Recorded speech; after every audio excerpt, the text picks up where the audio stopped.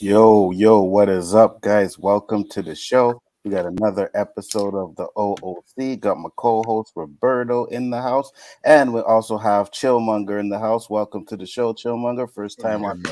Hey, what's up? Popping in. Vision happening here. What's up, guys? How you doing? Awesome. Living. Hold on a second. Keep Yes, talking. sir. Tell them about your channels. That's a catchy ass song until the guy from Degrassi starts rapping on it. Thank you, man. I appreciate it. So how you guys doing? Chillmonger, talk about your channel real quick.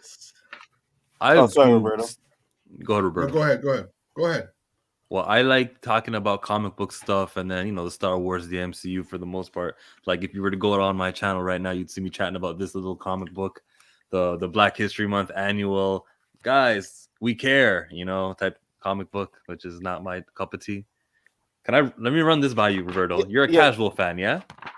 I'm a what? You're a casual Marvel fan, right? So like if I were to tell you who this character was, you would know who it is. Maybe I gotta get my other glasses. You've heard of the Black Panther? Yes, of course. Have you heard of Falcon? Falcon, yes. All right. Yes. Now it gets really obscure. Have you heard of Moon Girl? No. Misty Knight? No. How about Luke Cage? Yes. All right, we got, that's 3. I'm there, fitty. Her name is Spectrum. You may know her name, Monica Rambeau. No. Oh, man, see, it's rough. But they were celebrating all their Black characters, and nice. But I mean, it sounds nice. I know it does, like from the outside. However, have you ever heard of this character named Runa, who's a Valkyrie? No. No. What are you celebrating if there's nothing to celebrate? If putting out this comic book shows like your failures, it shows just how insignificant, how bottom of the barrel you scraped to get these characters, then you're not celebrating anything. Is kind of what I want to get off of my chest. Towards the ending, you can see that they give you a listing of all of these Black characters, which I'm sure you can't read, but I'll name them off. There's 12 here. There's Captain Universe, Tamara DeVoe. Have you heard of her? No. Sun Girl, Celie Burke. Never heard of her. No. How about Io? She's a Dora Milaje. Mosaic, aka Morris Sackett. How about I let you know when I realize one that I do know? Ironheart Riri Williams, Patriot Rayshawn Lucas, Starling Tiana Toombs, Zoe Laveau, Shaylee Moonpetal, Carmen Maria Cruz, aka Gimmick, Runa the Valkyrie, which I mentioned. What are you celebrating? So like, I don't think that you should be doing a annual Black History Month comic book. I think you better off spending that time and resources on, if we look at our top 20 Black characters, it's not very Black, or top 20 characters, there's not a lot of Black representation. How about we focus on Luke Cage and, the people who are, their names, but they're not up top tier, and let's elevate them. I'd rather they focus on that. Give a top tier writer, a top tier artist on that comic character, and then see what we can do there. Is that a dog? No, that's my phone. That's Nzo letting me know that his power went out. He'll be right back. I don't know, man. The weather's really nice up here. I don't know what could cause that, but shit happens. Montreal? Yeah, it's 9 degrees. I'm in Toronto. It's 9 degrees right now. Okay, T-Dot, huh? You know what we were talking about in the back room? We were like, if you could have any TV show with you, there he is right there. My power Welcome went back, out, man. sir. Thank you. My power went out. Just like popped out. Boom. Thank you guys for keeping it up. Now you're I just freezing want to say real quick, G Major with a sent the Richard Pryor $5 super smile. chat. Thank you very much, G Major. Much appreciated. Because it freaked me out. I'm just sitting here and everything went dark. And I'm like, what the hell? And then the lights came back on, TV popped on right away. So Okay. We're good. cool. Did you get to say what you wanted to say about the comic? I Got feel that I off my feel chest. Chillmonger, man. I feel where he's coming. It's righteous what he's saying. Like how are we really celebrating this month? Like just talking about black people and okay, but like what's to them? You name like 20 different people. I don't even know where they're being featured to say how I would even know them. Like, do I need a Right. special box or channel or outlet to know who these people are? I'm They're not, happy to know that they're there. but Yeah. they're not there. They're not that much there. They're not Look, there enough. They're not there enough. Storm is a character who's like probably their top tier. Black Panther also, but Mhm. then after that, everyone Drop else off. is Drop off. Yep. I guess Crazy. everything in progression, right? We don't want, can't make everybody happy all at the same time. We're gonna work a bit here, work a bit there, get them happy for a moment. When they complain, we'll work somewhere else. But that's how I see it happening. There's not enough momentum over there. There's not enough revolt per se You to you make a gotta change. but get into their mindset. They really thought by putting out this page that I showed you, where it lists 12 different characters. They actually thought, look, we're doing a good thing. People are gonna read that and they're gonna think, whoa, Marvel is Diversified, representing. right? Yeah. But I'm looking at it more as like the quality of these characters that are not mainstays. They're not sellable, right? So what do you think they should do, Chill? What do you think they should do? Oh, my solution was focus on a character and elevate that rather than doing a comic book here with a Valkyrie who happens to be black, or a black Spider-Man, or a this and that. Just give one comic book to Monica Rambeau, let her have her solo series, don't cancel it at issue 5, keep going and see what happens. Absolutely. So with that being said, guys, and I wanted to say something real quick before we get on to the show. Yo, you guys got to watch that Bel Air show. That shit is fire, bro. I was really enjoying it. Danny was For telling real? me Danny's like, oh, it's good. And I was like, we'll see. You know what I mean? Because Danny's kind of iffy when it comes to things he likes. But when I watched it, I was like, yo, this shit is fire. It was really good. Acting is great. The guy who plays Uncle Phil and Aunt Viv are great. The kids are good. So I think it's good. I think it's really good. Does Carlton dance? No, It's coming. no, totally different Carlton in this one. So he's not gonna dance. You don't see this in the No, finale. no, Nothing. it doesn't look like it. No, he's totally different Carlton. No, But check it out. You guys Carlton will like always dances. Remember Dancing with the Stars? He saved that for like the it. second Yeah, last yeah. week. It's coming. Maybe we'll see, but it's a good show. It's a good show. So that being said, guys, Mr. Danny Graham is in the house here. What's up, Danny? What up? What up? What's That's up, good, Danny? man. I mean, that's one thing to hear that your opinions and stuff is trash from other people. When you hear one of your boys say it, man, I mean that cuts deep, bro. I'm sorry, man, but it's no. I said your taste in movies, not your opinion. Your taste in movies and shows. But other than that, man, you were right. It's fire, though. It is 100% fire. Right, Will Smith doing his thing on that, man. Absolutely. Keep it up. For real. Can't wait to watch the rest. So we're gonna get into some stuff here. As Roberto and Chill, as they're Canadian, so they know what's going on over here, and we're actually starting to lift our restrictions. Roberto, did you hear about the restrictions that are being lifted? How are you feeling about it right now? Like I said, everything in moderation.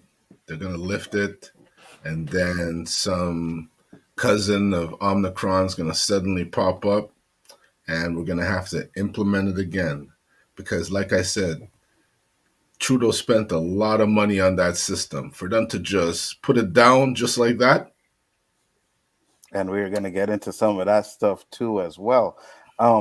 But right here it says that lighten restrictions. And you were right. We talked about this last week, Roberto. And you're like, why the fuck does Quebec have to give us like 2 weeks apart? Like we get restrictions removed on February 14th and then on the 21st. And then it's like, why don't you just do it all at one time? You know what You I'm know what I mean? saying?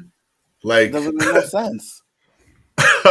it blows my mind, especially when you see like Toronto or Ontario wasn't really doing anything, and then when Ford said let's open up, it was the next day. Like when he made his speech, he said tomorrow the things are open. Or correct me if I'm wrong, March Chillmonger. 1st. It's going to be March 1st where the vaccine But not fully. IDs. But I mean, like your Yeah. gyms and your restaurants, he didn't make you wait 2 weeks after his announcement, like Legault did with us. So we're anticipating for 2 weeks when it's already been 2.5 months. If that's not some form of mental torture, I don't know what is. Because I talk to people all the time, and you know what? At some point, all they ever tell me is they're angry, and the scary part is they don't know what they're angry at. They're just fucking angry. So I think that's, from them keeping us like in a box. It's almost like imagine you work from home. You work from home. You have to stay home after you finish work. When you wake up, you got to go to work. When you finish work, you got to stay home. Curfew. That's not prison. Yeah, it's prison. It's definitely prison. What do you think, Chillmonger, about your restrictions being lifted and everything? Think it's time? Oh my God. Yes, people can make the responsible decision of, where they're going to take themselves. If you want to live comfortably at home and with a mask on and do all that stuff, God bless you. You're free to do so. I'm past that. I've weighed the risk, especially now that there's a vaccine available, which will reduce my symptoms should I ever get, and I have that option. I'm good. Like we're all good as a people. We don't need that. 100%. I want to share my screen for a second. Sure. Do you see it? This was Yeah. Ontario's new cases. Last year, we had an increase around January. Obviously, that was right after Christmas, families gathering and whatnot. And we had a dip in February.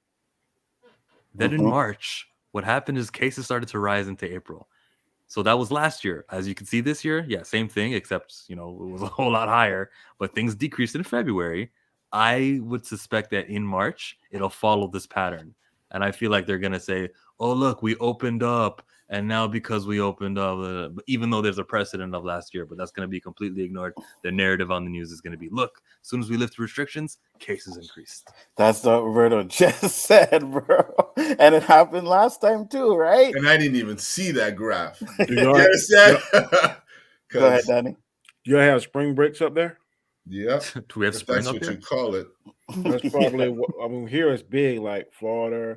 And the state I live in, South Carolina, has one of the biggest beaches in the country, Myrtle Beach, where people come from all over to party there. And I think that when we see large gatherings, I think that when we see the spike. So based on the graph Chillmonger just said, I think that's common sense to believe that it's going to do the same thing.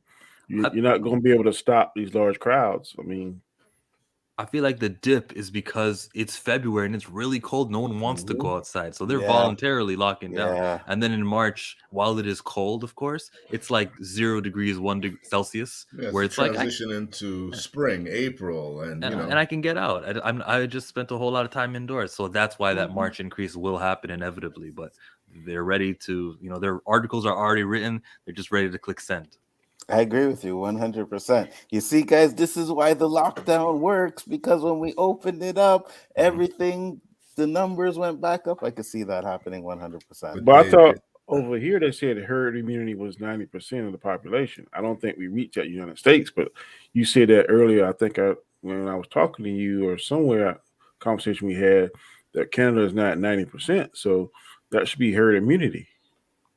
It should be herd immunity, and I think it's like 80% of Canadians have the vaccination. Godscar told me on the other show that the cops are at 90%, and I think the truckers, and I think he said Canadians overall as a group, all the different provinces. Is it provinces, right? Yeah, provinces. That y'all are at like 90%. That's way better than us. I think last time we checked, we were like maybe 70. But and you guys are fucking going out on New Year's and partying and shit. And I'll say it all the time. Did you see the Super Bowl? Yeah, bro. You see all the people in that stadium? Hey, That's you know, Canada. you That's know how much, Canada you know how right much those there. tickets are? Shit, if I paid $13,000 for a ticket, I'm going too. But For real. Danny, please, because we don't get all the American news channels up here. But did anything happen? Like, was there some, news break? Spike in cases, right? 6,000 people, Not contract COVID at the Super Bowl. Like, the, anything like that happen? the COVID numbers may go up because of that different variant, but the deaths are going down. It is nothing like that first COVID that came out Mm-hmm. 2 to 3 years ago. It's nothing like that. My question Nothing. is, when I went for my shots, why didn't they tell me it's only potent for 3 months? What? That's what they told you? Well, that's what they're saying now. That's why you need the Oh, booster. They're Yeah, trying to get Bring the it boosters back up to its full yeah, strength. yeah. Because I know when you get a flu shot, you don't get a flu shot every 3 months. You get a flu shot every year. Mm-hmm. Most shots or vaccines, you get it annually.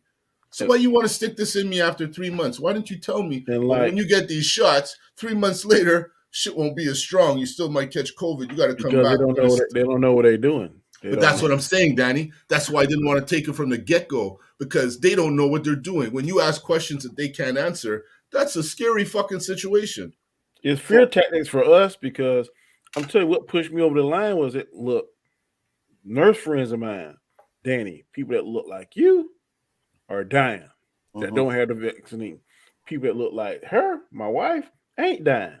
But if they don't have the vaccine, they definitely dying. So when you hear something like that from people that you trust, And I feel you, because I watch. Gaishka told me to watch the show, The First Wave, on one of those streaming services about the nurses, and all you seen, it was because they talk about New York, right? All you see is colored people, bro. All you see is colored people, bro. You see a couple white people spread out there, and I think there was an Indian, but colored people. When they show that hospital, you see colored people like crazy. You just say colored 4 times. What the hell? Sorry, I should have said black people. That's this part. But hold on, isn't that majority of the population in that district? That's what I was gonna say as well. Because that plays a role too, right? Yeah, Chillmonger, you have something to say about the vaccine and the. What do you think, man? Yeah, vitamin D, baby. Especially if your skin color is darker and it does make the sunlight coming into your skin a little bit tougher. I don't know what the exact wording is. There's probably a word for it, but vitamin D. Get that vitamin D. You're right, because I take vitamin D because my doctor says sit in the sun, but sometimes I don't sit in the sun. So that's right. So anyone listening here, you guys are vampires. Vitamin D. Facts. Like if you're nocturnal type people, if you are in the home, computer gaming all the time, vitamin D. Facts. So here it says measures lifted on February 12th, right? So there is now no restrictions on the number of people permitted at private gatherings, though public health officials suggest a maximum of 10 people or 3 households. So they lifted the restrictions off of that. Restaurant staffs can seat 10 people per table from 3 addresses, as long as everyone has a valid vaccination passport. Okay. So this was February 12th. 2 people, informal caregiver. Oh hell! Got that Looks like he's having a little situation over by him. 2 people, informal caregivers or visitors, can visit a loved one in a private seniors home (RPA) at a time with a valid vaccination passport. A maximum of all 4 people per day are permitted to visit. What is this? One person can visit. Over here, hospitals are like that. You only 2 people.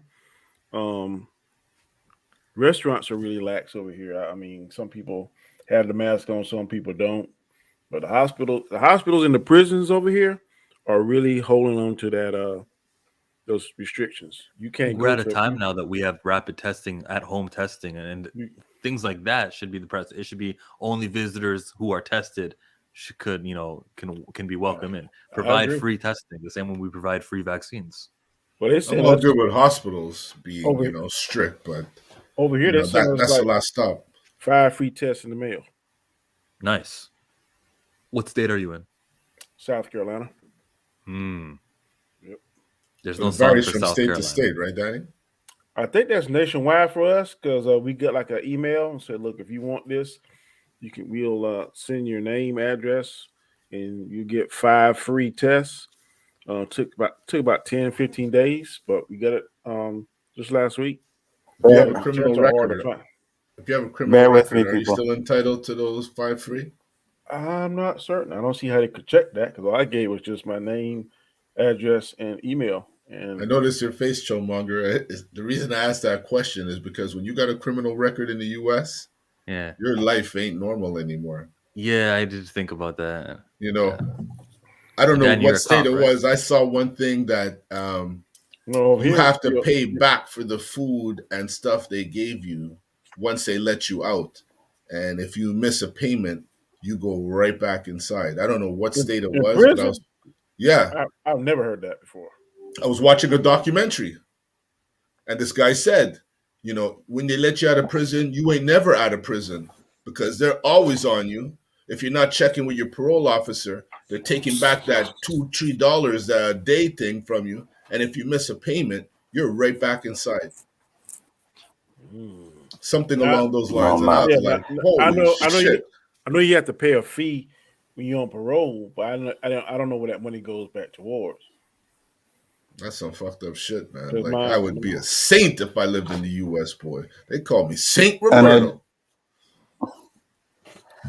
it's I so just, lax on it, Roberto. I mean, right I now. just want to say, bear with me, guys. We're having. No, go ahead, Danny. I was just saying we're having heavy wind. You're having technical difficulty. The rest of us can hear each other. I'm gonna laugh a lot tonight, boy. That's gonna be some boom chronic. It's just cracking me up. Go ahead, Daddy. That what happened when you get that damn cat. Just you get rid of that cat. Just make sure you hold this motherfucker down if that shit Okay, so happens again. I'm not really too familiar with the topic because we're all over the place. What's the topic? Is the topic? No, it's the electricity. It's the wind, bro. No. For some I reason, understand which your whenever problem. it rains heavy or the wind blows, it's that cat. Well, we're getting into the Quebec restrictions. Okay, I thought we're because I see am everybody I in the behind you? talking about Trudeau and shit. We hear you. We hear you, but you keep wanting Is that why? It's gonna be like a special ed show. I'm you better try your phone, bro. I'll just read it then. Yeah, we're gonna get to that. Just give me a sec. So I'll read it. Strong enough for me to read that. Yeah, go ahead and read it. Lightened restrictions starting on February 14th. So starting Monday, the following lightened restrictions will be in effect. Gyms and spas can reopen at half capacity with a valid vaccination passport required. Indoor sports and recreation activities can resume with change rooms limited to half capacity with a maximum of 25 people per group. Good luck enforcing that. Indoor climbing and golf centers can operate at 50%. Mandatory vaccination requirements are in place still. Outdoor sports competitions can resume with no health protocols. Sporting and public events can operate at a maximum of 5,000 people. So was that the Canadians games? That's about it, really. Yeah. With vaccination passports requirements in place. Outdoor performance capacity is increased to 5,000. And then upcoming on February 21, the following changes will be effect. There's no capacity limit in stores. Places of worship for 500 people max. Social activities in a rented room permitted for 50 people. What's that? What's a social activity? I guessing if you're like rent a room, a hotel room. Oh no, like a hall. Like say you're having a party or something. So no weddings, basically. Yeah. Because who are you inviting 50 people at a wedding? For real. Arcades, water park. In February, a water park. Conventions, assemblies, and meetings can resume at half capacity. Okay, then the 28th, the following changes will be in effect. Mandatory telework over with the health ministry suggesting a hybrid model for workers. Capacity limit over at places of worship and funerals, but vaccination passports are still required. Bars and casinos can reopen at half capacity, must be closed at 1 a.m. and stop serving alcohol at midnight. People must remain seated. Hey, they didn't say anything about passports, though. Cinemas can operate 100%. Yeah. It says cinemas can? Yeah, they can. Yes. Yes. That's good. I mean, you get to see madness.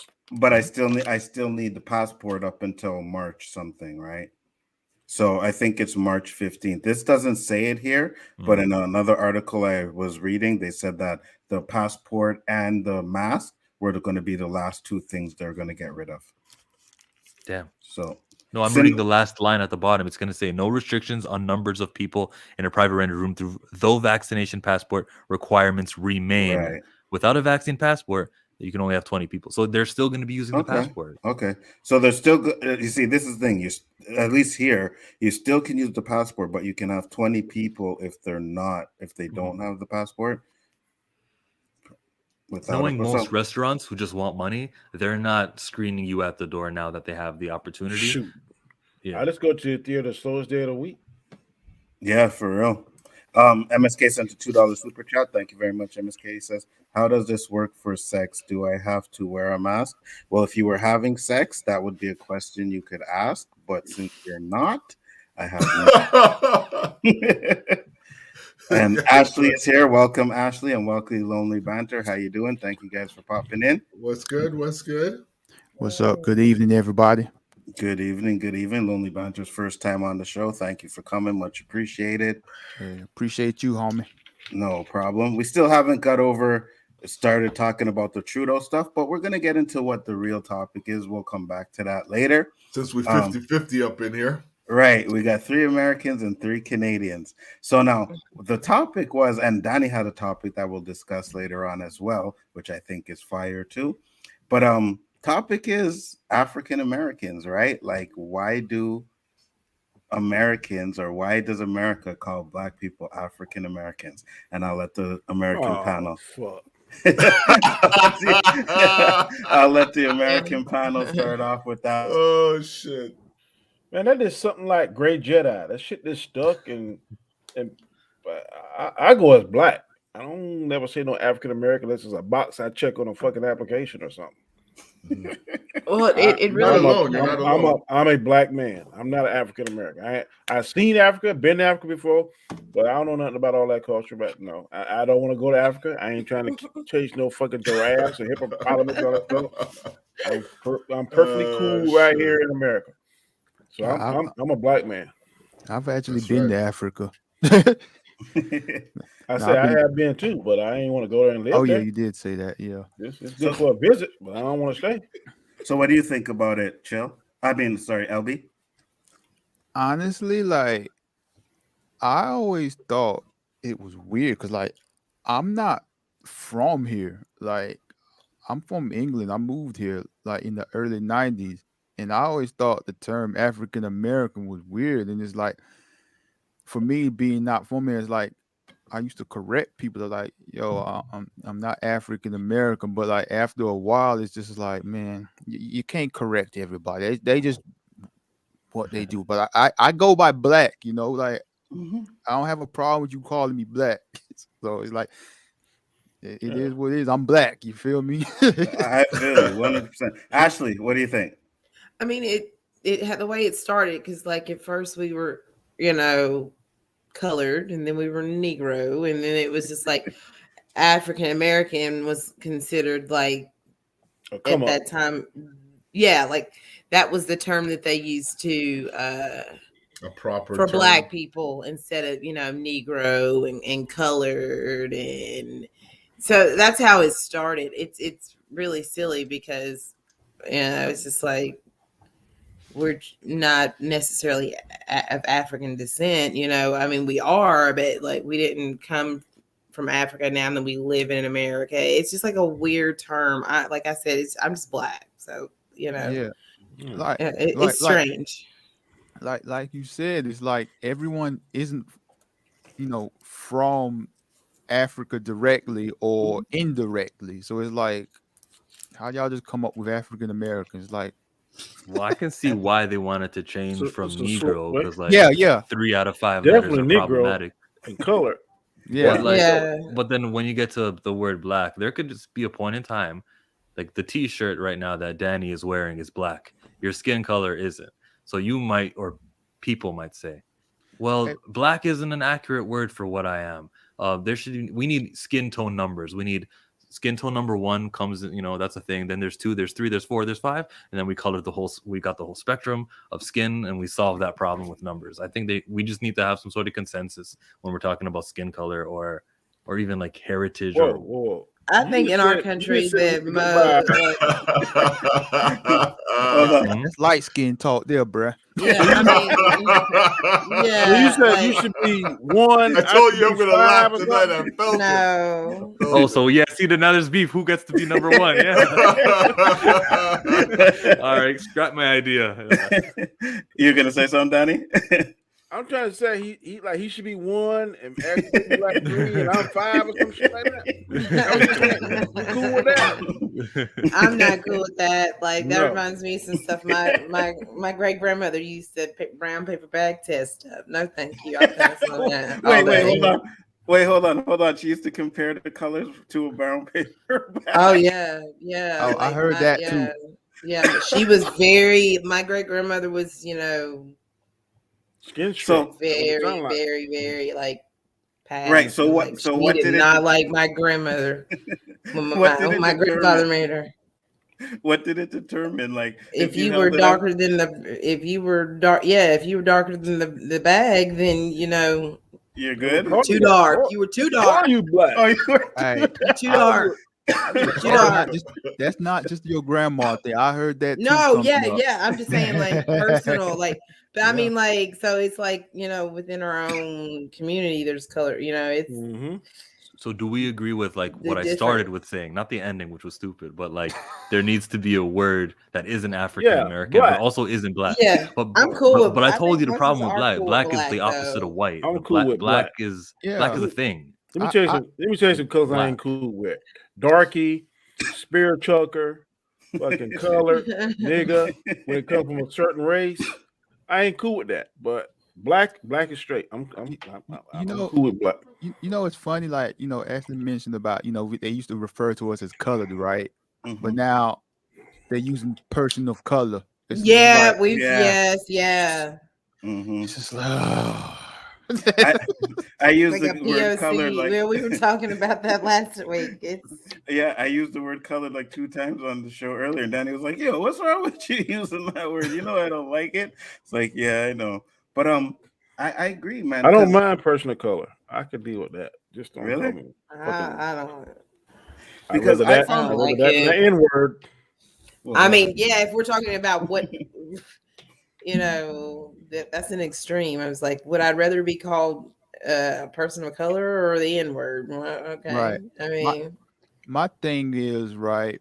It's like you're lumping everyone that's not white together into a group. Not only that, like they used to, like back in when slavery, they used that term too. So it's just like, what? I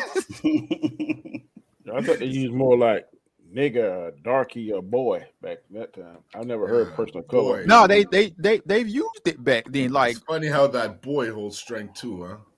Yeah, it wasn't no thing like using the N word or calling you a boy, but like they used it back then. But it's like, why? Oh, I'm not. Yeah, I'm not saying you're disputing it. I'm just saying like it's like, why are y'all here lumping everyone into a group? Like it's just weird to me. It is weird, right? And it's funny because I told this story before, but I had a friend, right? And we were talking one day, and he was like, yeah, Afro-Canadian. And I was like, Afro-Canadian? First off, I'm like, first off, that's not even a thing. Like, it's not a thing. We don't do that here. But I'm like, bro, I'm black. Just say black people. African like, I'm not going to get offended. Afro-Canadian. Damn, I'm going to use that. That's what I'm talking last week, too. What's up, Afro-Canadian? And don't look at you funny, Danny. What'd you say? We're talking about you guys. Yeah, we're gonna be like, yeah, I know, but Canadians no. will look at you funny and say, "What did you say?" Yeah. We don't call each other here African Americans. We're black. Facts. We're black over here. But Mike, you see, the thing I wanted to ask this question is because I always wondered if black people in the States wondered why only you guys were called African so and so and nobody else, more so than us questioning why you are the only ones. I think at a particular time we were so beat up and pissed off by being called colored and other derogatory words that when they whenever that was coined, it was like, okay, that But sounds why pretty only good. the U.S.? Because I mean, we went through racism too. Racism's all over. It's not like where it's a degree, you get a label, and if it's not as severe, you could just keep black people. Because there's no like term for anybody other than you guys. For real. I don't know. I don't Yeah, know. but- I mean, I would I see don't it know more what as a Canadians have suppression gone thing. through, but I You mean, know? it's all about Yellow Like you're suppression a in different this kind of country. American. You're not American. You're African Oh, American. Like you're second tier. You're not that's like always. I mean, yeah. We were in the Constitution. We were less than, Right. So and then also you have to think about just recently with things that Mitch McConnell said, about African Americans, in the statements he made, basically saying that we're not, the way he framed it, we're not really Americans. Right. So it's always been that we are less than, that we are beneath, that's just like. So Not does a- calling you African American make you feel beneath? No, not No, like I don't really. Yeah, I don't. What about think so. European American? I agree Do we with hear that? Ashley Right. said. I was going to say that they don't call white people European Americans. Exactly. I think over here the African American is a more softer Mhm. political term that politicians use because sometimes they didn't know how people would feel about being Yeah. called black. You And then remember sometimes when if you use black with a certain Okay. tone, then you can be like, is he That trying to kinda be makes slick? sense. But if you say African American, that don't Don't- really offend nobody. It's kind of like, okay, Yeah. yeah, or whatever. Don't It's quote become me. like this safe. Yep, Thing it's to a safe say. word. It's a safe Don't word. quote me. I think Jesse Jackson came up with it. The term African American. I can't remember Really? I if it think. was just. Let me look it up. That would be even if definitely it was I like remember I used to. go ahead, sure. even if Jesse Jackson came up, even if it was like well intended, I think we see the flaws in it. I remember when Kamala Harris was going to be the vice president, Fox News was like, you know what? Because she's from Jamaica, she's not an African American. That was and India. That was their like pitch. That was their let it be known. Let's sing it from the highest mountaintop. Kamala Harris is not an African American. Yeah, they're really trying to. that birth. I know, but stuff. that's. I mean, they do that. Like, there's people that I know who are of Haitian descent. Why? I mean, like you could get into all of that. It's just why it's just easier to just be like black. Google says that it was. I'm sorry, Ash. Go ahead. No, that's all I was gonna say. Google said that it first was written in 1782 What?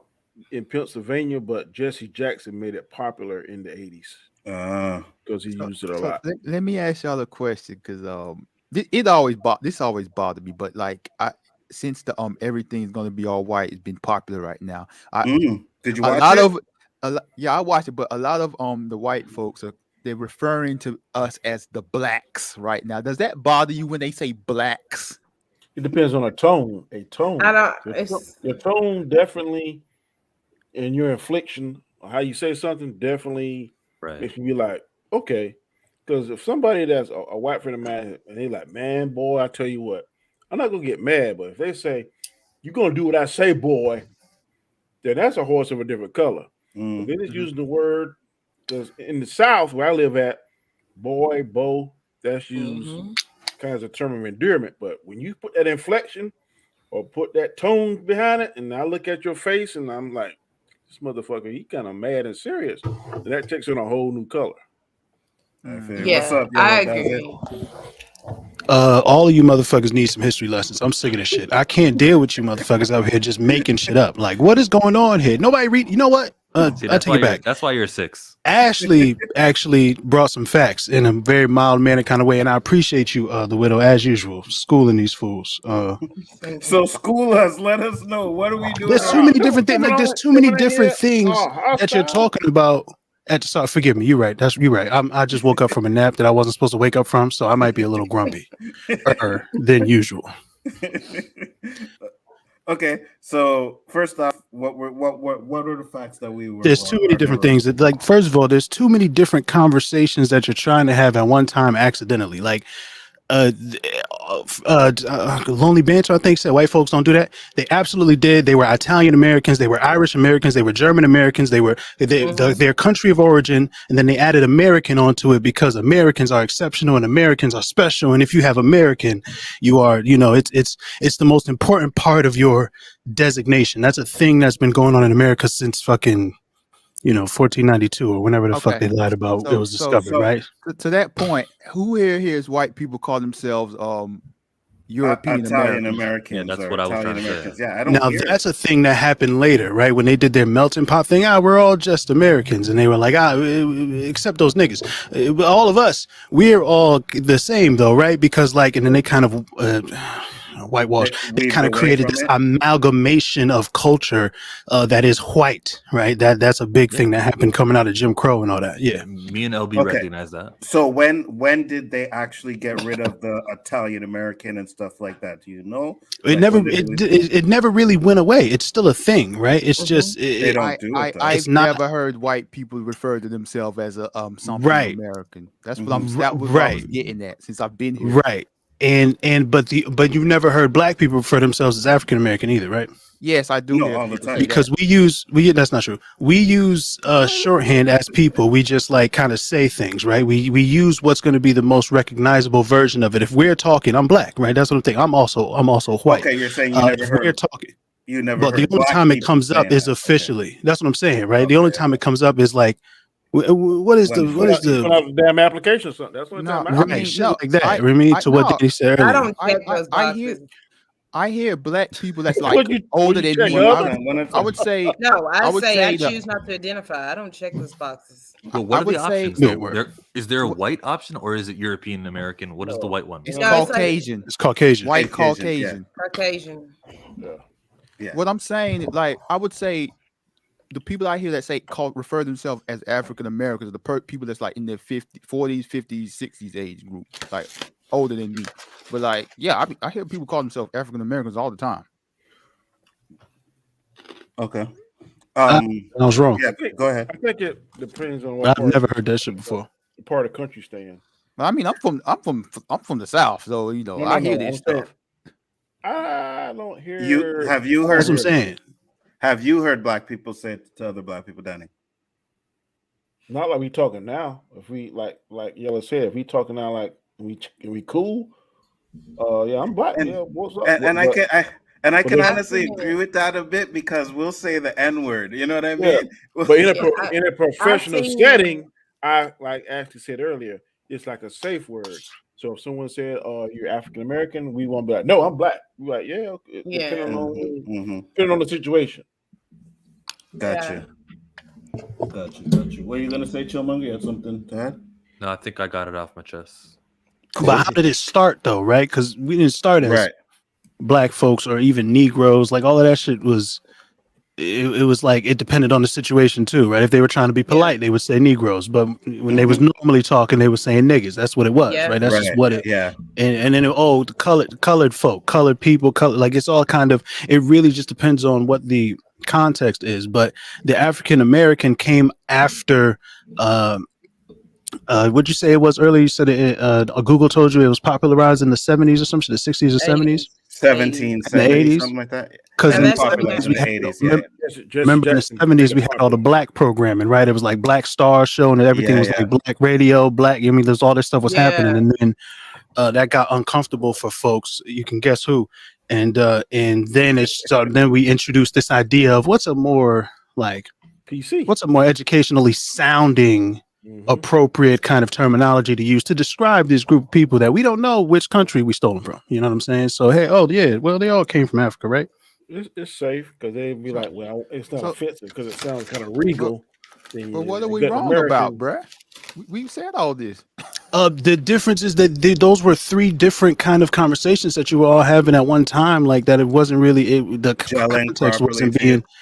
It didn't make sense. You're just kind of throwing things out there that didn't have. It's too much. These are different. There's a lot of different layers of socio-cultural instances and historical traditions of white supremacy that led us to this place where we are now with these terminologies. It's like black people aren't going around calling themselves, "Oh, I'm African American." I know Lonely Banter keeps saying that, but that's not a thing that's happening. Sure, every once in a while you might find something that's going to occur, but that the exception proves the rule. It's not a thing that's generally true.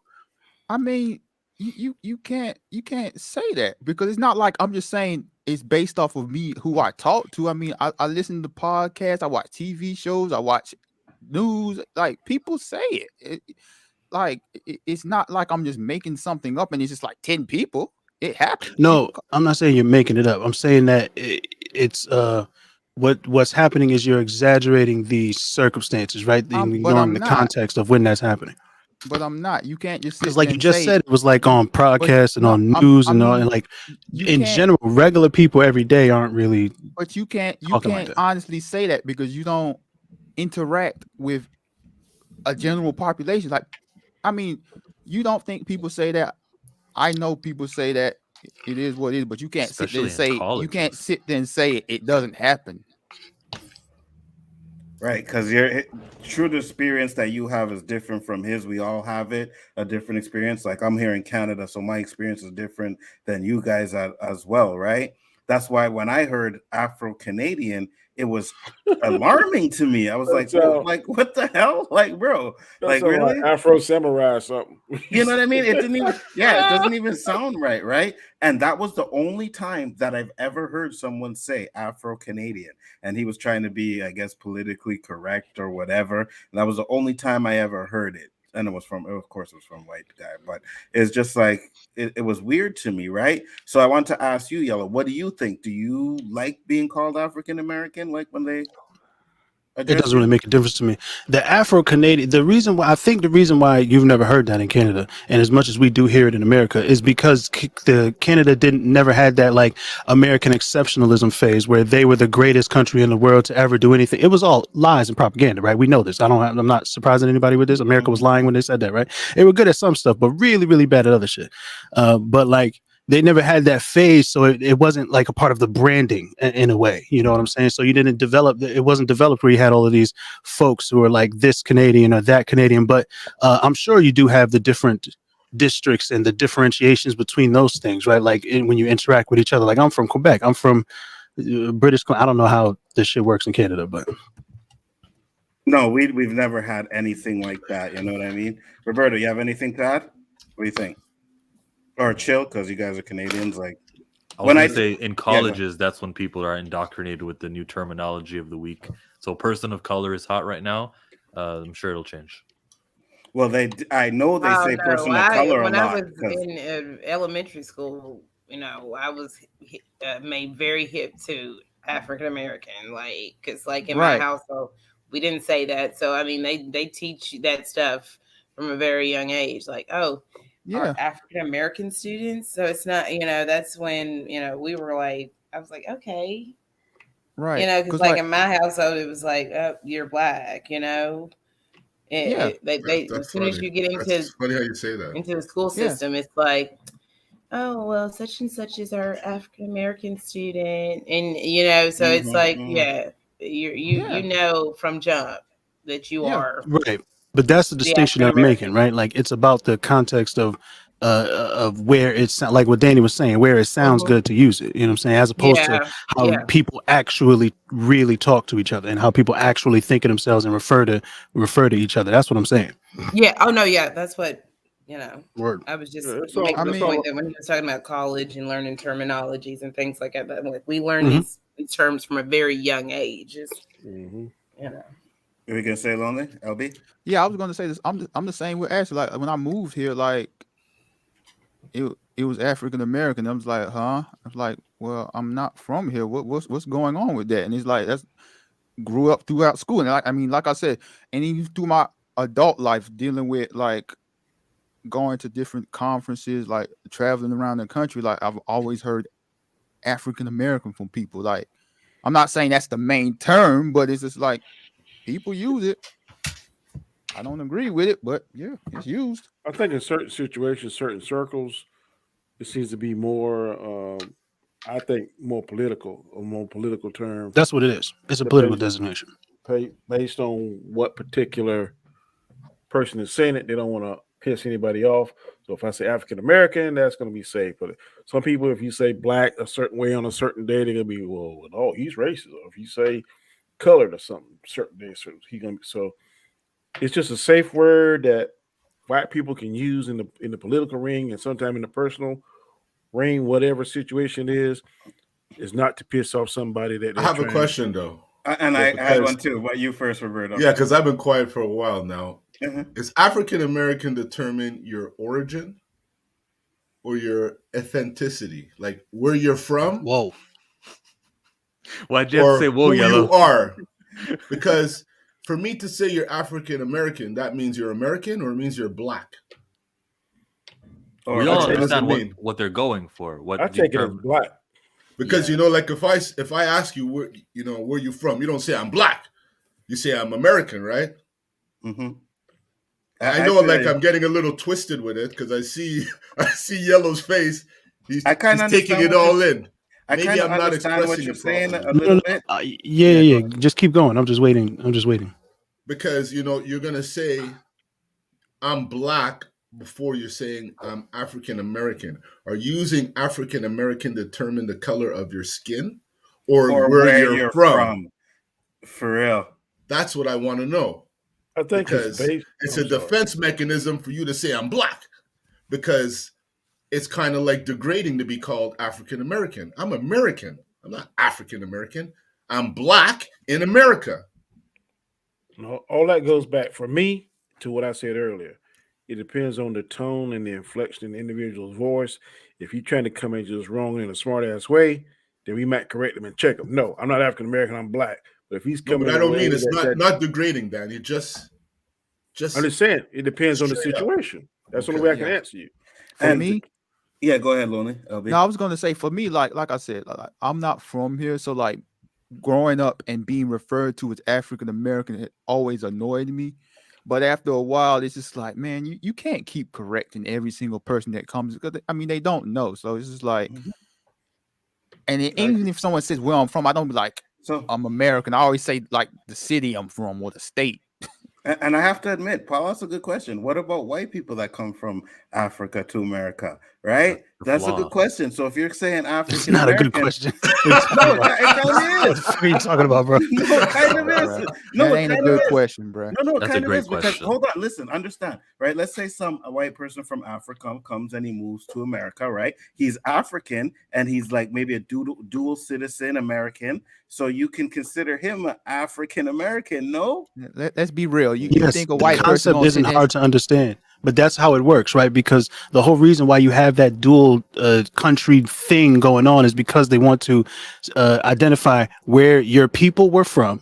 Mm-hmm. And where you are now, right? Mm-hmm. That's like the nationality thing that's the part that I was talking about before. So yes, if someone from South Africa who doesn't want to identify as like the Dutch where they came from originally, they would be known as an African American here. That's a thing that would happen technically because of like the rules of how nationality works. Right. But that's not what we're talking about, right? No, I know that's not what the context of it is. I get it 100%. But I'm just saying, wouldn't that person be considered like an African American, if you want to say that? Because if you have an like you said from the Dutches, right, and that's where the ancestry is from, right? But at the same time, let's say he's like 5 generations African. Yeah. You know what I mean? By the letter of the law, I think we consider that, but I think the terminology when they say African American, they strictly mean black. I agree. Yeah. I know what you say. I'm just saying. I agree 100%. It's just that's why I said the question was interesting to ask, because you know what I mean. Like I'm from Nova Scotia, right? And my ancestries from Nova Scotia, I trace back to the 1800s, right? So yes, you can say all Black people come from Africa, but at that point, like I can't really claim to be African. I can claim to be 100% Canadian because that's where, I trace back my ancestry to. Like after that, it goes, there's a skip, but the first Black people to come from Africa to Canada were from Sierra Leone. So if you want to say it, then I could be a descendant of someone from Sierra Leone, right? But at the same time, like I'm Canadian. there's a lot of black folk from Jamaica in Yeah, Canada, that's ain't the there? point that I was making absolutely. earlier when 'Cause we're I using got the some word African American, because I got not some Canadian all black family up people there. are of African descent. My co-host is Jamaican. Yeah. But they came from Africa to go to Jamaica. That's how they got there. That's how the first ships was going. They went to the Caribbean first, right? So it's not like it's a similar thing with the Nova Scotia thing. So it's weird to say African American for somebody who identifies as Jamaican. I get it, but it's another one of those like it's a fucked up political designation that doesn't really make any sense, right? But it served a purpose when it was created, I guess, to make it so that white folks weren't getting on TV calling people colored and shit like that. Like that's really the purpose that it served. So right, and all of it, that's really what the purpose of it was. Safe word. To get rid of colored and Negro, right? Because they don't colored use and Negro might get your ass whipped if you're a certain color. right. And if you're African American, the chances are less likely. But also because at the time they were referring to the whites as the different European countries that they came from. Like you were French American, right? You were Irish American. You were Italian American. That's a thing that like gangs in New York, bro. I've heard that before. And you see, the thing is too, right? And then when you go back to the word Negro, like if you go back and watch those black leaders, Malcolm X, Martin Luther King, you know what I mean? They're all using the word Negro, right? That's the word they use. Yeah. So I feel like maybe to get rid of the word Negro, they replaced it with African American. Yeah, that's exactly what happened. Okay, so we all agree that's what happened, but don't we see the flaw in the word African American? Like every other designated, the Desis, what do you call it? The Orientals, the Jews, the Arabs, there are descriptors. Orientals isn't that's Orientals. That's not a thing. Yeah, dude. Yeah, what do you call someone who has that look? Asian. Which look is that exactly? Asian. Exactly. I don't know what. So, I got caught on that trap before too, bro. I feel your pain. I've been there too. That's why I corrected all right, you. Now, but I'm type of rug. What do you call a person who has because I didn't know monolid eyelids and an epicampal fold across the core of it? Asian and Asian Pacific. Well, I'm not pleased with Asian because Asian gives you in the same territory as the conversation we're having here with African American. Well, someone white from Asia can. Hold on, Danny. Before you go, what were you saying? You said Asian and what? Okay, how about we pretend that I didn't say Oriental and we just move on. We just go like I said Desi, I said Arab, I said Danny, we all say things. I got caught with that Oriental one time on the street, man, and boy, I felt like grass. And what you say, Danny? You know nobody say that no more. Yeah, for real though. Hey, bro. Chill is. I can give it to Chill. I was showing you. I didn't know it wasn't a thing anymore either. Thank you, Anzo. I didn't know it wasn't a thing anymore. Right, but that's because like the people who we would commonly refer to as Asian, right? The Chinese, the fucking like Cambodian, Vietnamese, all that shit, mad disrespectful, would be like there's such a small amount of the population that their problems go often ignored by the larger. We don't care because we don't have to deal with it as often, right? Like I was saying chinky eyed to refer to people who look high till like 5 years ago. Because I completely forgot that was a thing. I was like, oh shit, that's crazy. You know what I'm saying? So yeah, it's a situation. Right, because you can't, that's offensive to call someone a chinky eye, right? And that's what it was, even back in the day when the dude was high and you're like, yo, you got them chinky eyes, bro. Yeah, and that's really offensive. Just completely forgot that's how, like, because I knew at one point, but I didn't care, and then I forgot. Because we're not thinking of it in that way, you know what I mean, at all. But when you think on it and go back, it's like, yeah, that's kind of fucked up.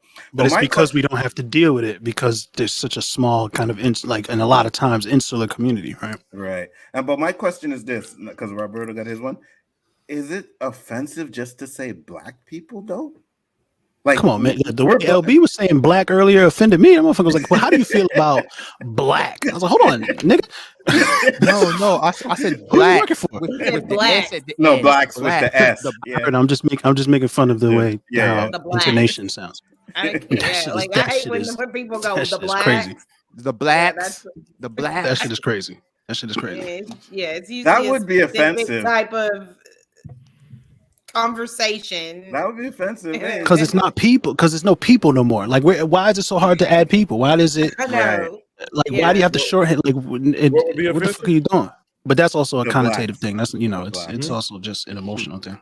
It's like, why you say the blacks? Like, we don't sit there and say the whites. You feel me? Well, Like, Well, well, we said colonizer. I ain't Well, gonna lie.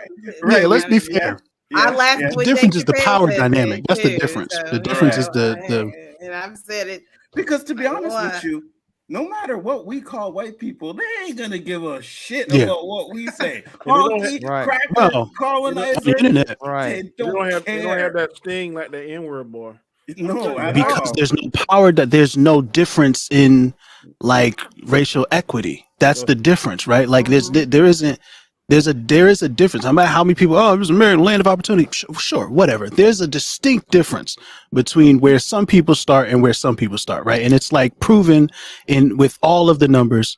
It's proven over and over again. So there's the historical context. Like, what cracker? Cracker doesn't hurt nobody's feelings. For real. If the rumor, and I don't know if it's Funny. true, if the legend is true about its origins, it's because you were cracking a whip against my back. Like, that's Right. not. How is that? Who's been Offensive. honky? George Jefferson was saying that shit every day Honky. in 1968. That shit wasn't hurting nobody's feelings. For real. Dave Chappelle got close with White Devil, but it was hilarious. Mm-hmm. I'm gonna tell you, man, I've been at work. I mean, feeling great.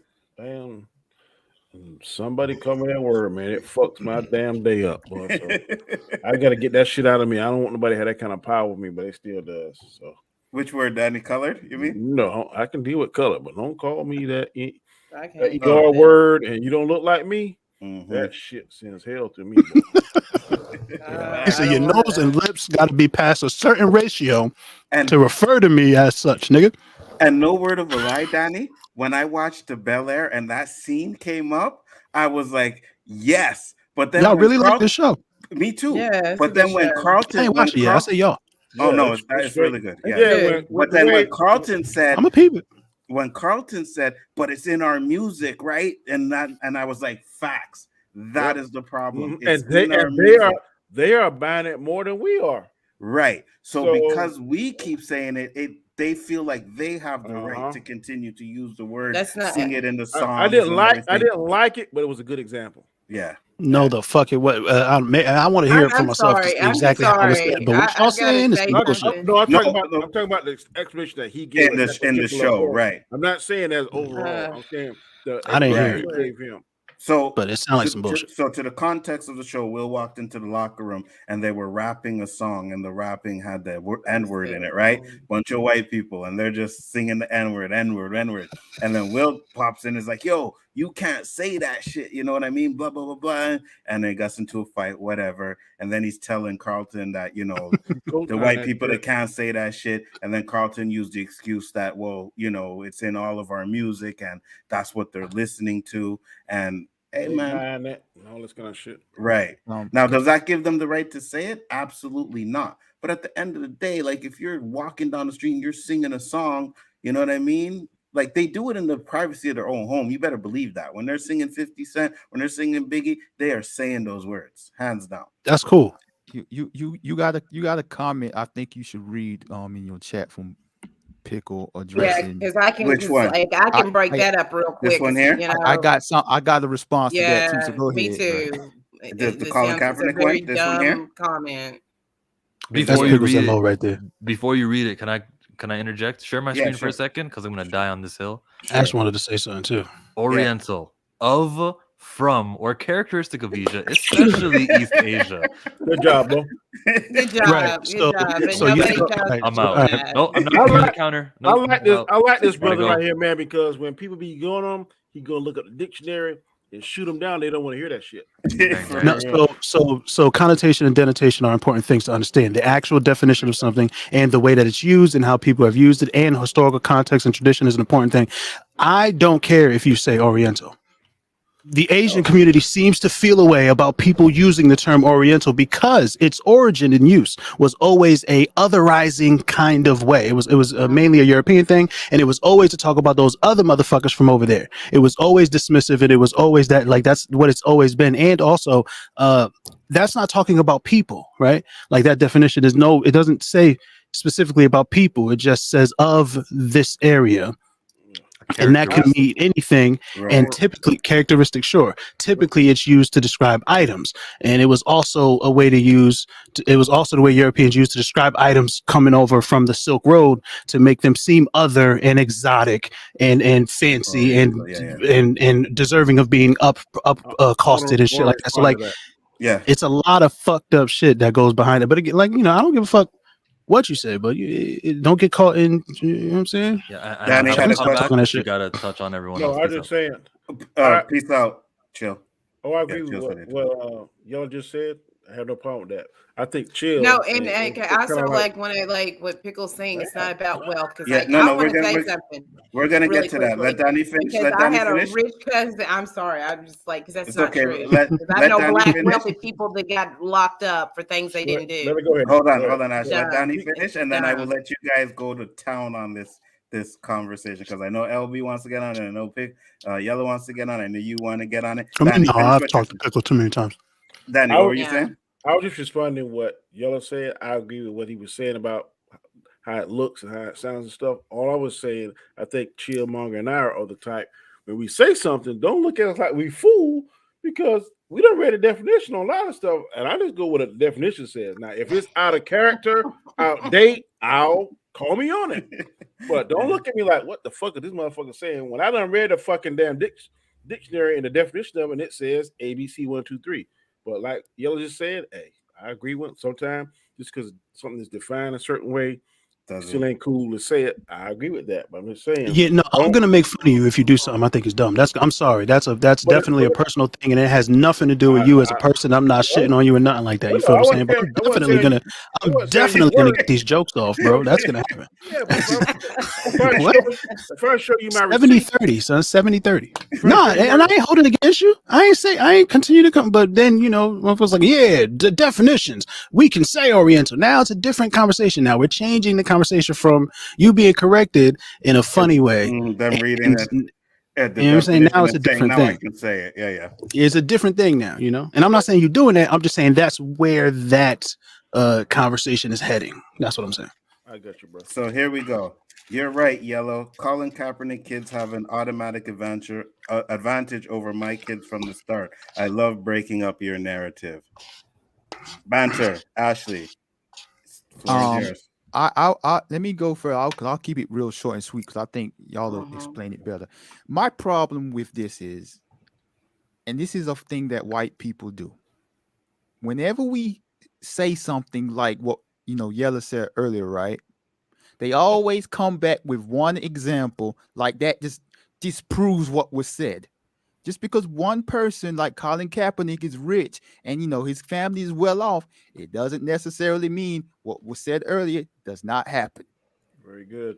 That's a fact. If those kids get pulled over and don't nobody know whose kids they are, they're going to be treating a certain kind of way, just like my cousin was, just because he came from a family of wealth and he was driving a car that the police thought he should not be driving because he was a black man and was held for hours. I just got the police. Okay, I'm not talking about you. Okay, you know what I'm talking about. I'm very careful. So just because you are born well doesn't mean that you are not you will not experience the racial injustice that we do that you experience. You know what? And to be honest with you, I'm tired of this conversation with these guys because I've been having it for so long trying to get them to understand, and still no matter what we say, it's like, no, that's not the case. I know. And it's ridiculous. So it shouldn't even be a fucking discussion. It is what it is. Yeah, if we say it, then they have to prove the opposite. That we're wrong. You know what I mean? Other than that, that's all I'm going to say about it. Really, it's like white privilege ain't keep me from being poor. It's not an isolated. It keep you from getting shot.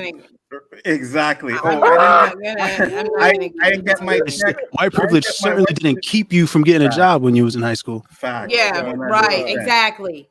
100%. And what it feels like to be the only black person in that room, and you got to work harder to get things that your white counterparts get. Okay, It's so not. it's It's not not to just about. say. Go ahead. Go ahead, Ash. No, that's it.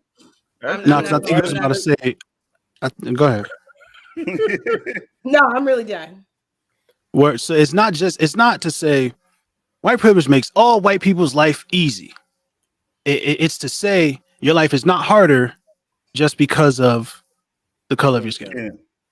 And our lives are harder because of the color of our skin. Again, it's not everybody, right? We understand you still got to fucking work hard for everything that you get and everything that you do. But at one point or another, there's someone there or there's something there that's not black holding you down. And you got to fight harder than anybody else to get over that obstacle. It happens all the time. Unless you like super talented. You got to be super talented to avoid some of those obstacles. And sometimes that don't even then.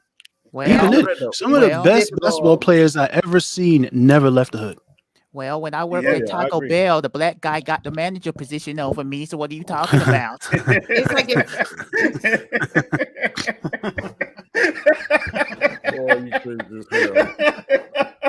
it's not about. It's like when like we try to explain to you that this is how it is, and it's like, well, no, actually it's not, and we're like, no, but it is. You know, that's the point. It's not that you can't be a part of the conversation, right? It's that be a part of it, but we'll never. But you're not understanding it, and it's like you're not grasping. It's like we're telling you things, and you're not, and you're choosing not to believe those things. Okay, so here you keep bringing up money. Let me break this down for you real quick, Pickle. You brought up a rich person too. Oprah Winfrey got kicked out of a fucking store because she was black. Oprah Winfrey, one of the richest black women in the fucking world. Well, maybe Oprah should have complied. I don't like the way I was saying black either. I like the way he said that. She had a little extra K on it. I ain't like that. I have to. I was on it, bro. When I was on the stream earlier, and they were saying that when Tiger Woods first started golfing, man, there was some golf courses he could go on. Facts. About his father. I mean, his dad. I mean, yeah. I mean, that's crazy.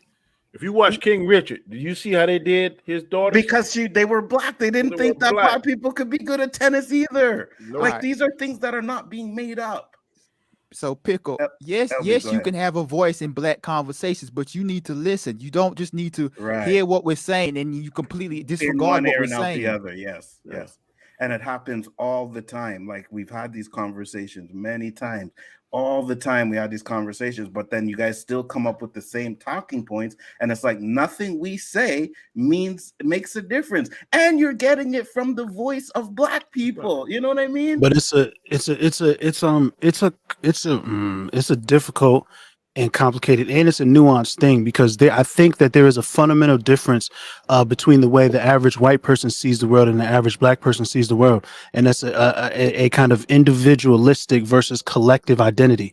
Like white people kind of get to be themselves; they get to be the individual that they are. And they get to live their entire lives kind of in that way. And every once in a while they bump up against something that kind of groups them. But in general, they get to kind of, so like, it's hard to see things from a collective perspective. Whereas black folks are always from the beginning, the collective. Well, how many times have you been told, don't be acting like that. We can't act like that. Right.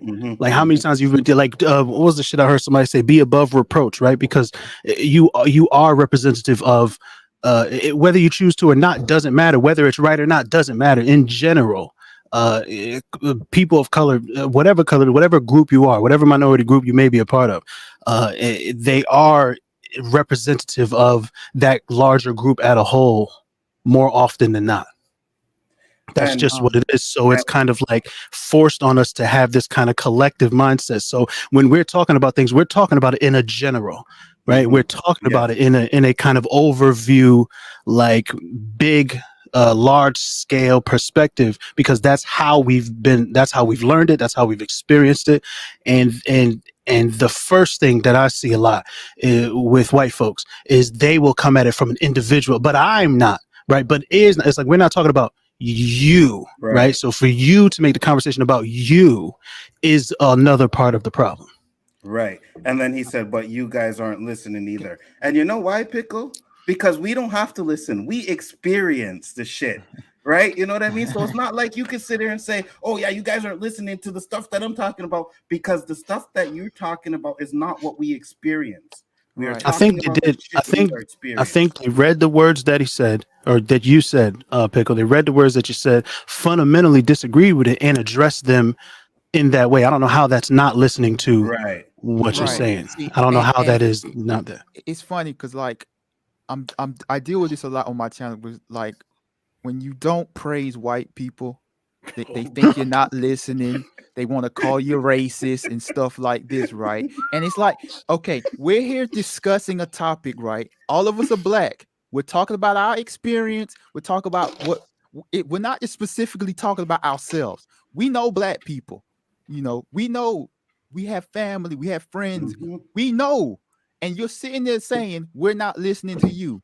You're not listening to us. So how are you going to sit there and say we're not listening to you? Like, what kind of sense is that? Like, you want to have a conversation with us, but you're not even trying to understand what we're saying. All you keep doing is coming up with an example of one random black guy that doesn't have it hard or whatever, or because you have it hard because, you know, you lost your job and whatever. And so you think, oh, I have it as hard as every other black person in the world.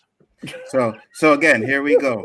I don't want to be praised, LB. That's absolutely ridiculous. We weren't talking about you. Paul said, who told them we want praise? We're not talking about you guys. Okay, I don't mean to hijack. That's exactly what Yello said, though. Like, that was exactly to Yello's point. I don't want to hijack your show, bro, but this is what I be saying to them. It's like they always think we're talking specifically about them. With every single topic, when we're talking about these conversations, they think we're directly talking about them. No, we're not talking about you specifically. Right. and that's the thing, though. Like, when there's conversations about black people, I don't sit there and say, hey, you motherfuckers are talking about me, right? I don't say that. But for some reason, you guys think because you're of the Caucasian persuasion, because you guys, I had to throw that in there. I'm sorry, but because you guys are Caucasian, you feel like we're talking about you, and it's an attack on you. It's not an attack on you guys. You know what I mean? It's not. It's just what we experience and what we've had to go through as black people. This is what we do. You know what I mean? We got all these statistics out there about, you know, black history. We got all this history about what white people have done to black people in America, but you're like, yeah, you need to listen to us. What do you need to tell us about our experience? Please enlighten us. That's exactly. When you say white people, that includes me as a white person. No, I'm not. Okay, you know. let's put some in front of it. Some white people, right? Like, how does that sound, bro? Like that documentary, everything's gonna be all white. They literally talking about Confederate people, white supremacy. No, you're talking about all white people. Right. Huh? Was your family in the KKA? Was you at the U.S. Capitol on January 6th?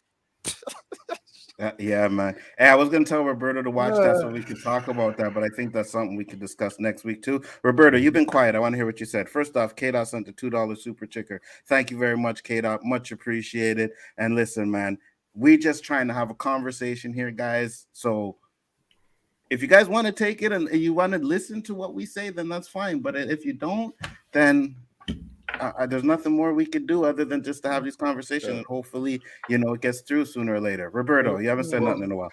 Well, I have to say, if he was making a comment saying black people, I think we would all be offended because we are all black people. So he kind of has a point when we say white people, we mean all white people, unless, like Danny says, we emphasize on the some. We tend to forget the some because there's so much anger over the time that we've been suffering that it's not subtle anymore. It's coming out a little more harsh, right? This is how I see it. It's a little more harsh. Like, again, I use the gasping for air. When you're holding your breath, it's all nice and shit in the beginning. And then after a while, you're like, oh shit, some bubbles come out of your nose. and then, oh shit, it's getting harder to hold it, and then you got to gasp for air. We're gasping for air now.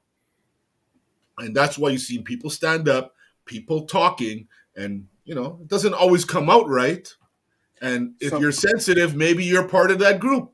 So let me answer this question, because if any hold on I just want to because now before we move on, I just want to we seem to be losing the context of the conversation at this point.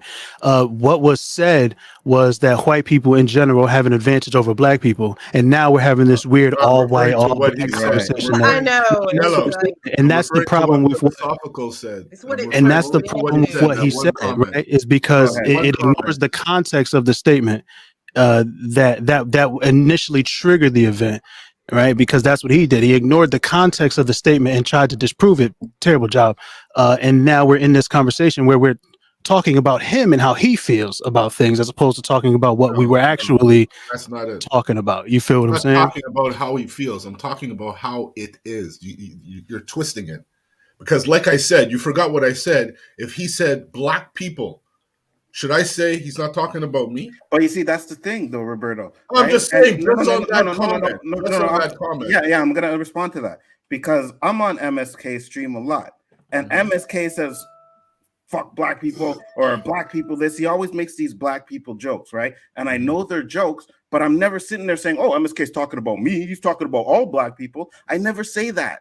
You know what I mean? I take it for what it is, as in the context, as a joke, whatever. So when we say white people, even though we don't say some white people, we're still not talking about all white people. Right. And to add on to that, unless you're one of those people, you'll be offended. You didn't hear my whole sentence? No. I'm not going against you. Okay. I'm just saying. Let me add on to what you just. I also think that they love to say, if we say black people, you're going to get offended. I think they fail to realize we're not all that sensitive. Right. Right. Because we know, as black people, we know we can do some fucked up shit, right?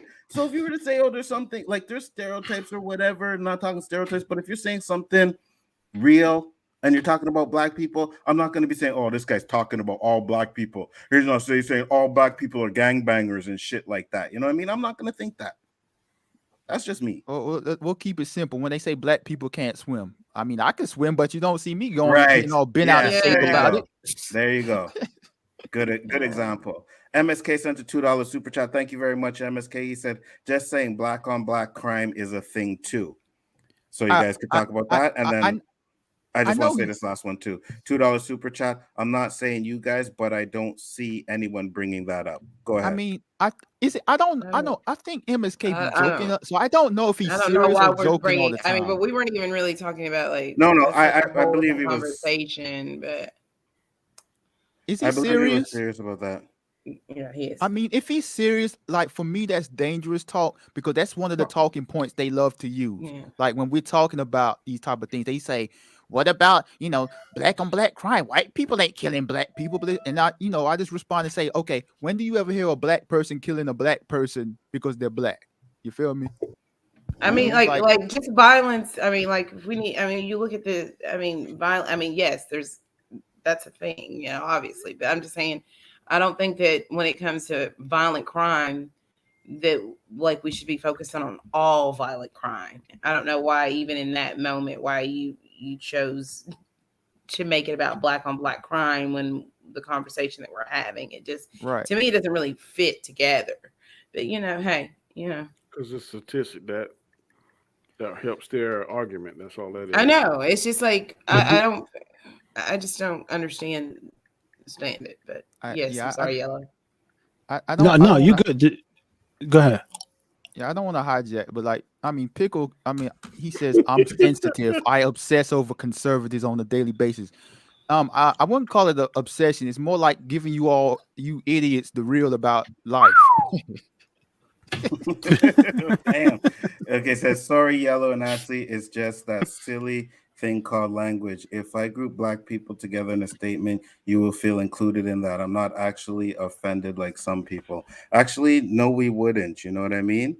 That's and if we would ask and get clarification. And right. Said, I'm not talking about you, Nzo, Yella, Ashley, LB, Roberto, Danny. I'm talking about them. Okay.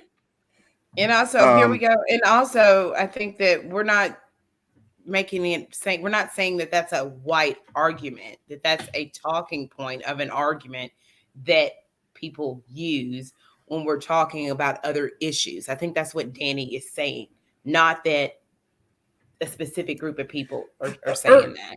Okay, hold on. So Yeah, Paul I said just their like argument. now we're like splitting Hold hairs on, on your hold on, exact Ashley. words Paul, here. Paul said their argument. Because Danny didn't say that's a white man's argument. Right. And hold on, let me say this. He said their argument, MSK is black. Yes, MSK is black. But do you know that there are black people, and I'm not saying it's MSK. I'm not saying it's but I'm just giving an example that you do know there are black people that hate black people, right? That actually curse black people and call them names and say they're monkeys and all kinds of shit. There are black people that don't like other black people. You know that, Talk right? about black women, all kinds of crazy. Yeah, there's a lot. You know that, right? Hey, you know what? Let me add on to that. There are a lot of black YouTubers that are described like that y'all love to bring up with these topics. Right. So I'm just saying, you know what I mean? So you can sit there and say MSK is black, but at the end of the day, look, Uncle Ruckus, right? That's people, there are people like that. You know what I mean? And I don't like Boondocks for that reason. But there are people like that, you know what I mean? And that's the thing, you know? So I'm just trying to say that again, at the end of the day, there are people like that. So just to say, because our argument is using MSK, I was using it as an example because he does say some stuff on his stream, right? And we know he's joking, but at the end of the day, I personally never sat there and said MSK is talking about me, or ever said MSK is a racist, or any said anything like that. I've never said that, right? So I'm just letting you know that there are people like that. That's what I'm saying. That's all, man. You know, MSA said, "Oh, you're a fine dude. It's hard to really convey things through text." And I feel you, bro. I just want people to know that I don't think you that way or anything like that. But at the end of the day, I was trying to make a point, because to sit there and say, like some black person sitting there calling other black people's name, that we shouldn't get offended of that because they're black. That's dumb. Can I say something to Pickle? Yeah, go ahead. Pickle, I hear what you're saying, bro. I don't have no problem with you, but if the 5 of us males on here, we could talk to Ashley all day about being black in America, and we probably could make good points. But we could not talk to Ashley about having a child. We could empathize with her. We could rationally understand what she's going through, but we would never, ever, ever be able to feel that child growing inside of us. It's impossible. Or coming out. You know what I mean? We would never be able to understand totally that experience. That is the same Actually, there's a dude that they attached a baby to his intestines and it grew. So there may be a few. I like that. I like that. Some real shit that happened. That's some real shit that happened. It was crazy. I was astounded by it. That was a good one. But so it may have happened to one person, but you see, one dude out there. You see, you're doing the same what they do, right? Exactly. Like one fucking dude, and you're like, oh, there's one dude that did it. That's the genius of it. That's the genius of it. And that's exactly what we're saying, guys. You know. Go ahead, Ashley. You were saying something? No, that was it. I was just gonna say Danny he hit them right on the head right there with how he said that, broke it down. And to be honest with you, Danny broke that shit down a couple of weeks ago on the show, and I thought there was a breakthrough, but I don't know if there is anymore. You know what I mean? I really don't. I thought there was a breakthrough, and then it's not, bruh. It went back to the same talking points again, and I'm just bruh, like, it's not. I mean, I try to have optimism there every day. I'm just like, man, I hope things can get better. But each and every single day I log onto YouTube, I shake my head more and more at the stupidity I read and hear. Yeah. I can tell you this about black people that I hang around. Oh no. Oh, what? Oh no. If you are not for real, my nigga. Yo. What I missed? That's the shit I'm talking about. See? All right, he's on the list. Who? What I missed? Oh shit! Somebody said list. Oh my god! What is happening? Yeah, I know. But go ahead, Danny. Finish what you're saying and keep talking. I'll be right back, guys. The individuals that I hang with, black community, if we feel somebody that's not one of us is truly racist and about shit, we ain't gonna give you the time of day. Not even in real life on YouTube. No, we ain't fucking with you because we know that in certain situations we might put hands on you, and we probably get the short end of the stick in that situation. So, philosophical pickle, Helix, bruh, we ain't gonna.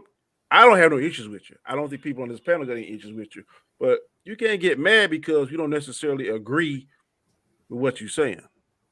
Because at the end of the day, none of us on this panel will never know how it is to be a white person in America with a certain privilege that comes along with that skin color. So if we can't understand that, why is it so impossible that y'all can't understand our plot? In the middle of February, I know very well what it's like to be a white man. Just keep it up. Well, I never felt that. Until they get this close, until they get right up in here, they don't know. I mean, my son. I'm saying. You feel me, Ash? You feel me? Yeah, but people they get real close up on until they get right up in here. Like they maybe if they his hair grows out and they touch it a little bit, but no, this dude is pale, red hair. Pickle said, "I'm not mad, Danny. I actually laughing every time LB speaks." Let me just say this one time, and I don't know about anybody else. I'm gonna say this: if I thought that you guys were the way we're talking about people on this panel, I wouldn't fuck with you guys. You know what I mean? I wouldn't be around. I wouldn't fuck with you guys. So you guys are cool to me. I've never got that kind of vibes from you guys or anything like that. I'm talking about you, Pickle. I'm talking about you, Paul. Never got those kind of vibes from you guys at all. So I'm just saying, what I'm trying to explain is that you got to understand that when we talk about people, we're talking in general. We're not talking about anybody specifically or anything like that. Bro, you fucked up. I don't think nobody on this panel will be fucking with you. That's all. Facts. I know I ain't. I can't speak for nobody else but me. So I didn't get your donation. I think you niggas is ignoring all the vibes that are clearly being put out. I think you're like, I don't want to think of you that way. So I maybe I'm just super sensitive to racism. But that shit that Pickle's been saying is that's too much. Especially that last one, thanking Danny for being non-combative. I mean, to be completely real with you, sorry, Kate, I'll get to that in a second. I mean, a few weeks ago, I spoke with Paul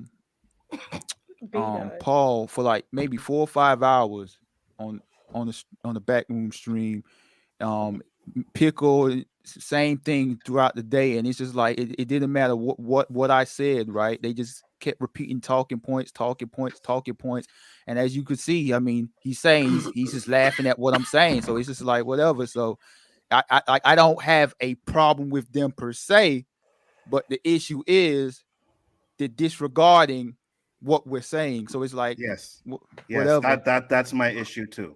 That is my issue too, right? Because at some point I'm just why am I talking? I'm just wasting my breath. If you guys are just gonna contradict and try to, disavow or that's the word I'm looking for, discredit what I'm saying, then what's the point? Right. What am I talking for? You know what I mean? I don't want to do that. If I can talk to you guys and you guys can, I can kind of understand that and that's it. You know what I'm saying? Then yes, fine. We can continue to have these conversations. But at the end of the day, I can't do it anymore because it's been almost a year. We've had these conversations many times and it still comes back to the same thing where it's there's just no comprehension or no listening to what I'm putting out there. Yeah. So I just get tired of it. I agree with. I was going to say that with you too, Nzo. I have in my life, in my real life, I don't have these conversations with my white friends. They just. I mean, so it's I feel I'm tired of having these conversations. If you get what I'm saying, you get. Yeah, I completely understand. If you guys are listening. You know what I mean? And take into account what we're saying, then these conversations can happen. But if we have a conversation about something one week and then the next week we're having the same conversation and nothing I said last week even rings a bell, then I'm wasting my time. Mm-hmm. Yeah. So let me get to K-Dots $5. But that's what I was saying earlier. Yeah, go ahead. Yeah, and then you could go Yellow. Please don't watch Moon KKK Night. Everyone, that stuff looks super duper racist. A white hoodie figure throwing his trash moonarangs That shit around. looks great. That shit looks great. That shit looks great, bro. It actually does look great. That right there, looking for hidden racism. Go ahead. It's just that it's the MCU hating is hard. That's all that is. Baby died. Well, that shit just manifests like Tourette syndrome. Say what you were gonna say, Yellow, before I cut you off, man. Sorry. That's what I was talking about earlier, though, right? Like, we spent all this, and I think Berto thought I was talking about him. But I wasn't talking about you. I was talking about how Pickle took a statement that was said and kind of like turned it into this other thing, and everybody started focusing on it, and then we were not talking about the thing we were talking about, where I originally made the statement that white folks have a general advantage over black people, which I think everybody knows that that's true, right? Well, I think everybody, like, in general, that's the problem. But then it's but now then we spend, I don't know how long, you guys spend a long time talking to Pickle directly about Pickle, and it's like now we're not even talking about the thing that we were talking about, and now we're talking about this, like, this one dude, and it's just what, like, they take it, and I've heard the Zoomers, man, Gen Z, they've really got this shit figured out. What happened was, then the conversation, instead of being about what we were talking about, it became centered on this one motherfucker, you know what I'm saying? So that's that's kind of what I was trying to say earlier. So if you took me wrong, Berto, I apologize for that. Sometimes I say shit the wrong way, you know what I'm saying? And if it got twisted my way without venting that long, I apologize as well. No, we was good. And I do want to say this. I think that, like, Pickle, when you started with your comment, you deliberately kind of came at Yellow. So you started with Yellow ... So I don't see how, like, necessarily he was combative first. You instigated it, and I found, like, what you said was, like, slightly annoying. But, you know, I think that's how it went. You literally typed his name in a comment and tried to instigate something. So I feel like it was combative on both sides. I don't think that you can just say it's a one-sided thing.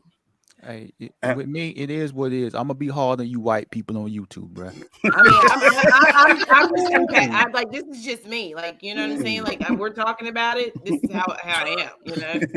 Perp sent a $10 super chat. Thank you very much, Perp. Much appreciated. He said, "Salute to the panel. Thank you very much. It is a fire panel."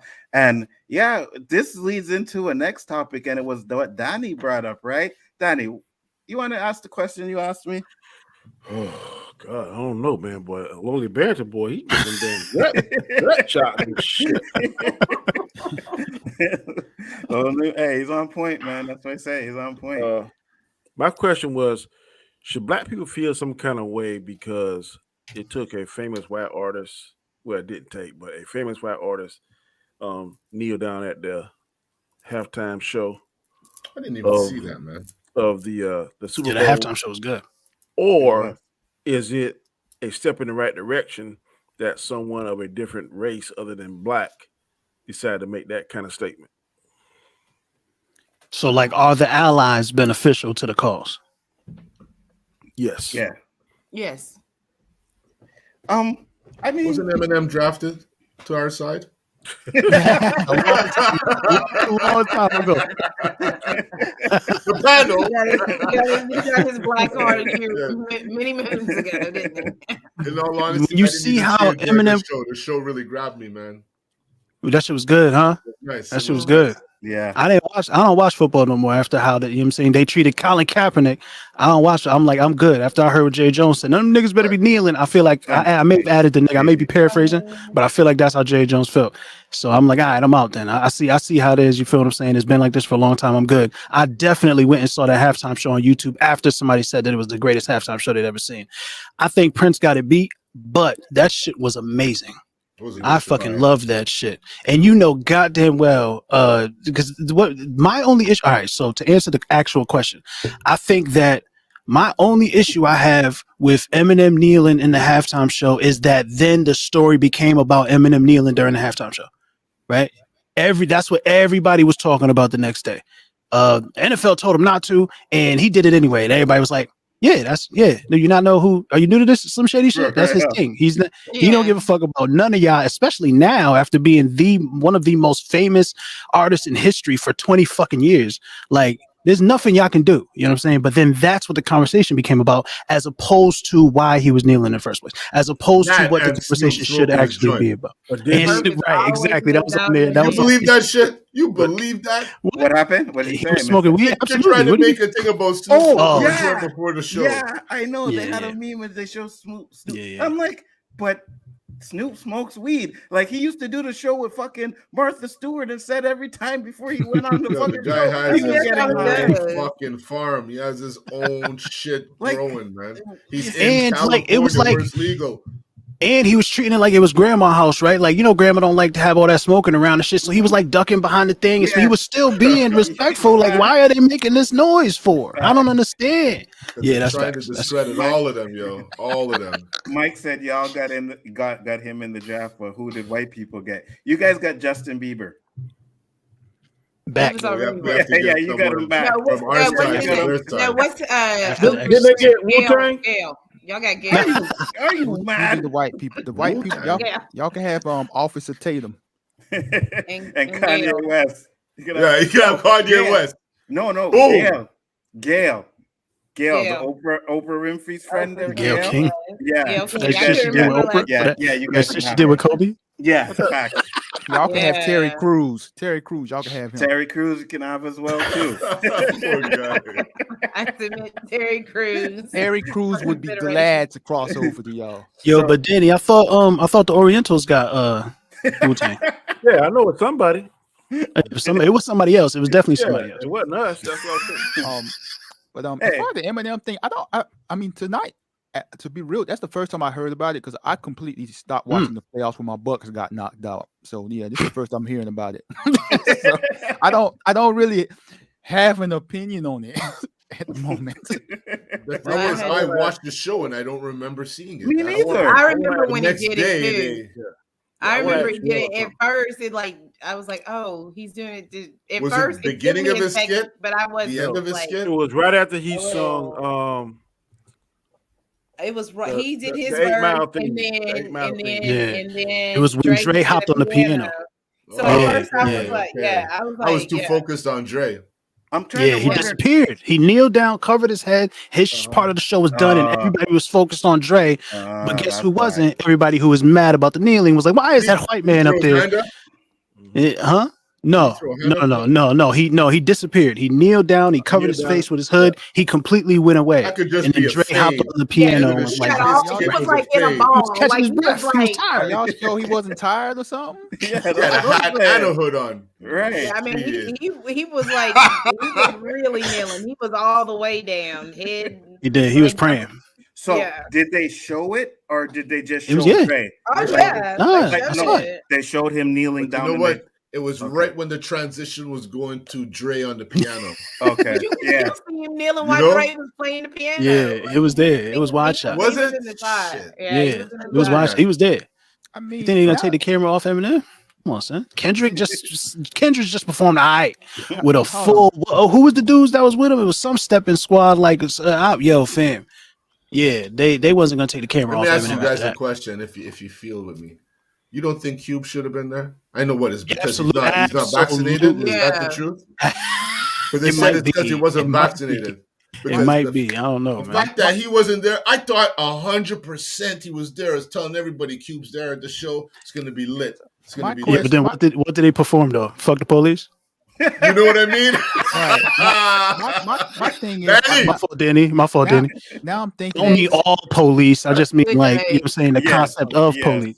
Hold on. So I'm thinking, right? Since I get called racist daily on my YouTube channel, right? I'm thinking, why was Eminem there? It's Black History Month. Bro, you in it deep. You are in it deep tonight. He's like they said, he's drafted. He's on our side now. You know what I mean? He was the one that was brave enough to do the kneeling. Dr. Dre did it. You know what I No, mean? it's not so much that he was brave enough. He was the one that knew because of his privilege he could get away with it. Good right? point. Yeah. Good It point. doesn't turn into Yeah. it's a conservative talking Right. point, but nobody in the Yes. general public is well. There's going to be some people. My fault, Lonely Bitch. I don't mean to say every person, but nobody is going to be mad at Eminem for doing that. You know what I'm saying? Nobody's going to be. Yeah, that's what M does. You remember Yeah. when He's he so brave. Yeah.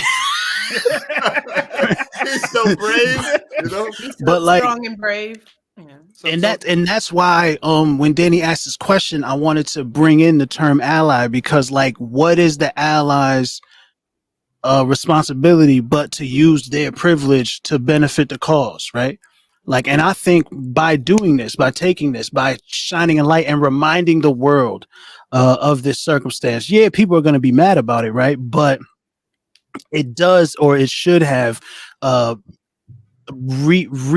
the issue that was being kneeled for to the public's mindset again, right? Because there's been little change, you know what I'm saying? So I almost missed shout this out to one. Eminem for that.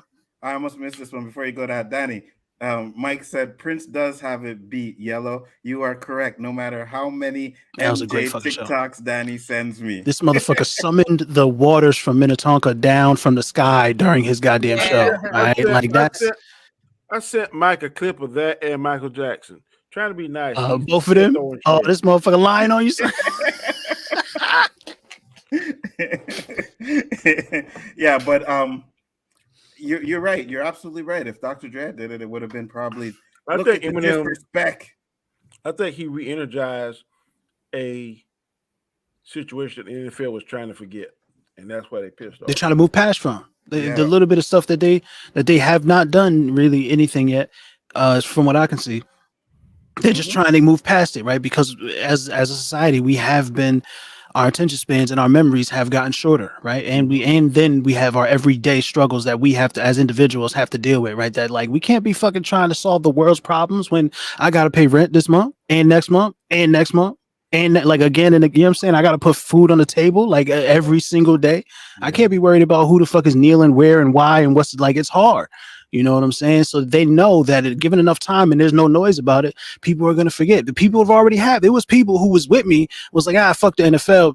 Next year they had no NFL for 2020. Came back 2021. Yeah, but that football though, that Monday night, I got to get out there.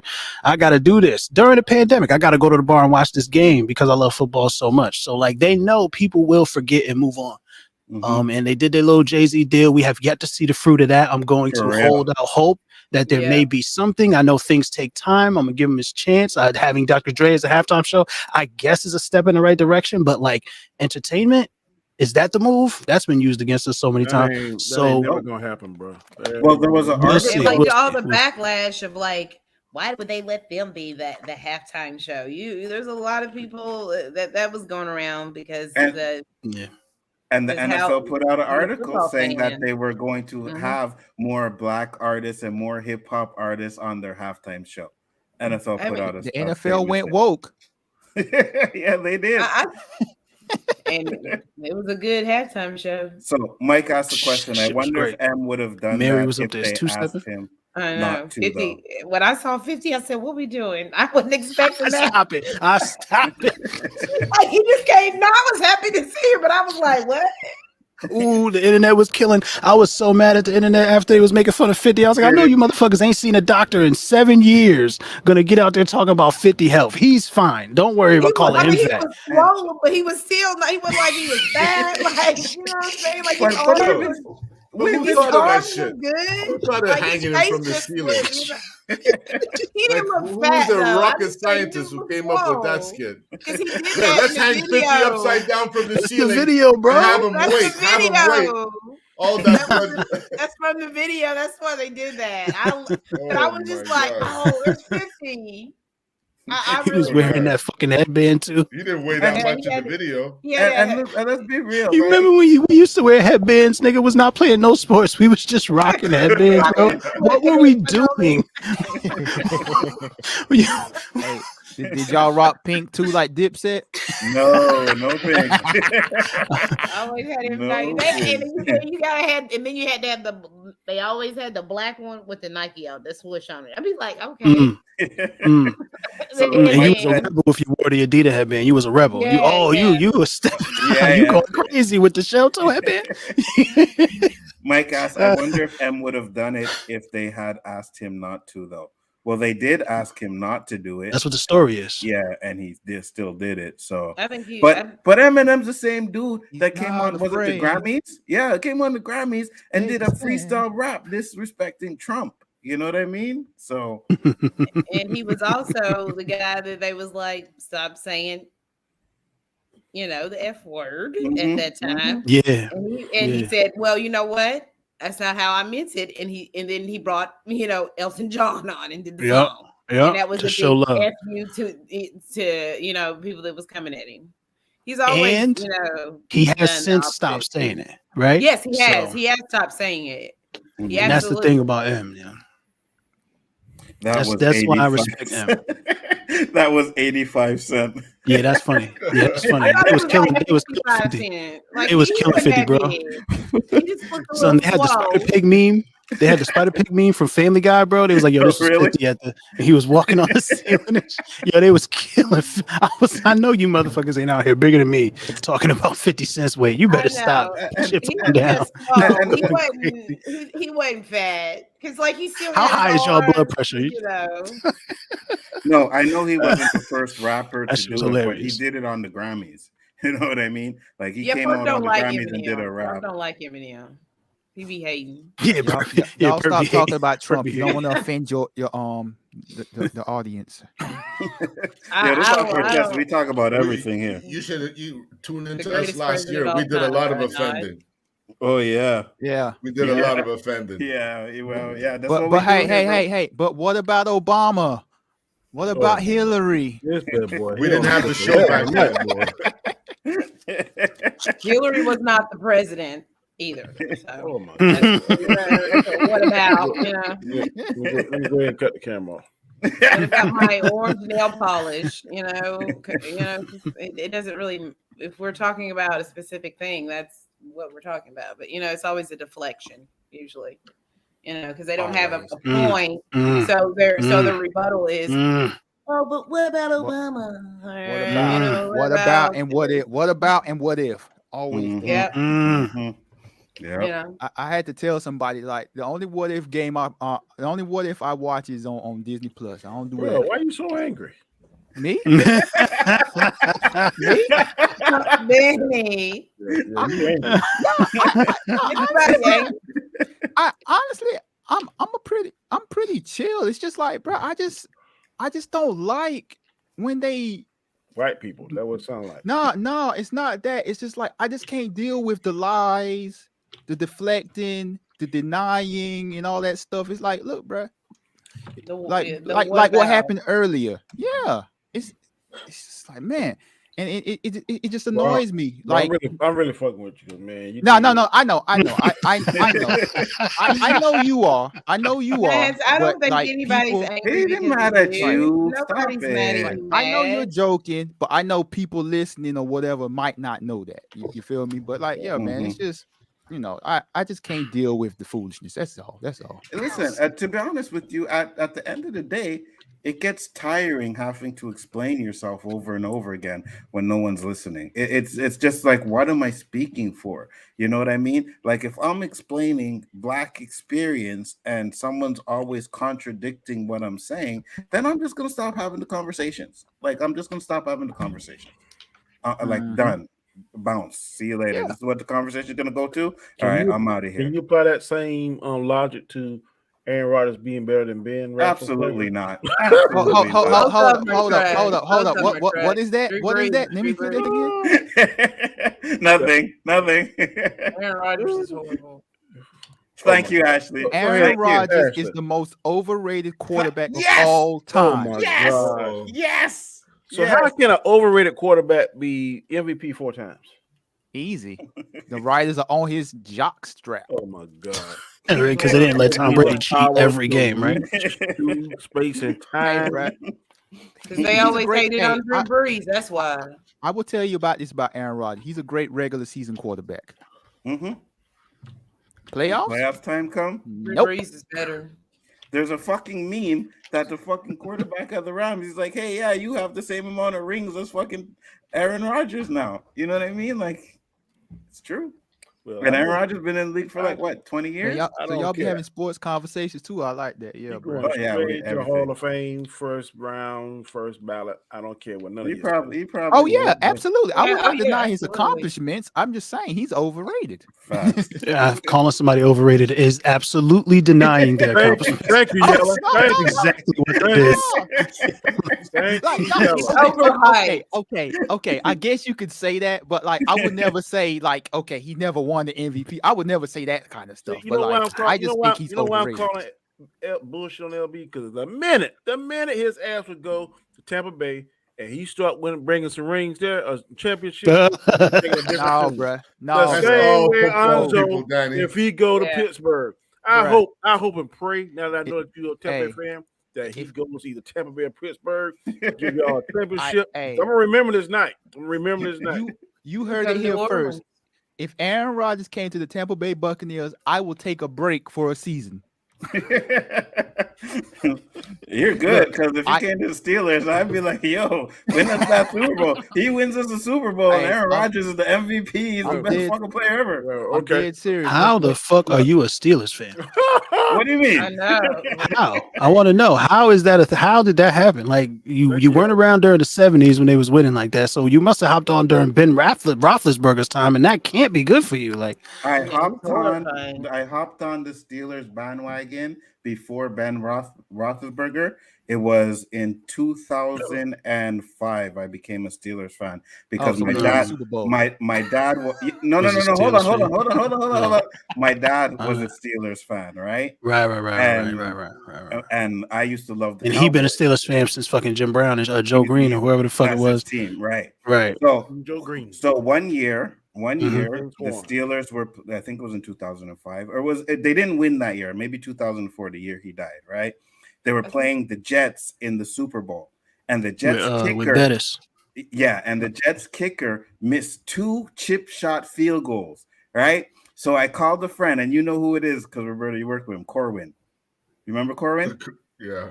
Right. So he's a Jets fan. So me and him were talking and shit, and I messaged him like, yeah, I was laughing and shit. And I was like, yo, my dad has something to do with that. You know what I mean? Like just as a joke, whatever. You know what I mean? This guy went off, your father was not the almighty, and blah, blah, blah, blah. And he just started disrespecting. So I fucking blocked this motherfucker, never spoke to him again, and I became a Steelers fan that day. That's hilarious.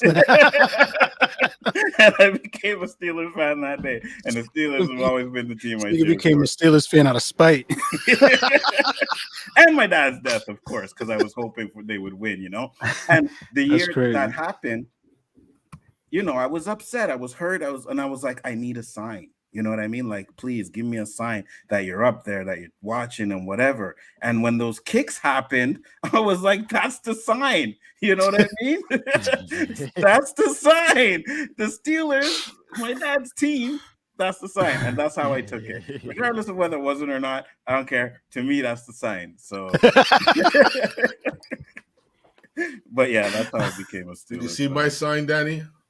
Man, the hell with you, Roberto. My sign says I'm no longer a fan of the Washington Commanders or Commanders or whatever the fuck they're called. I'm out.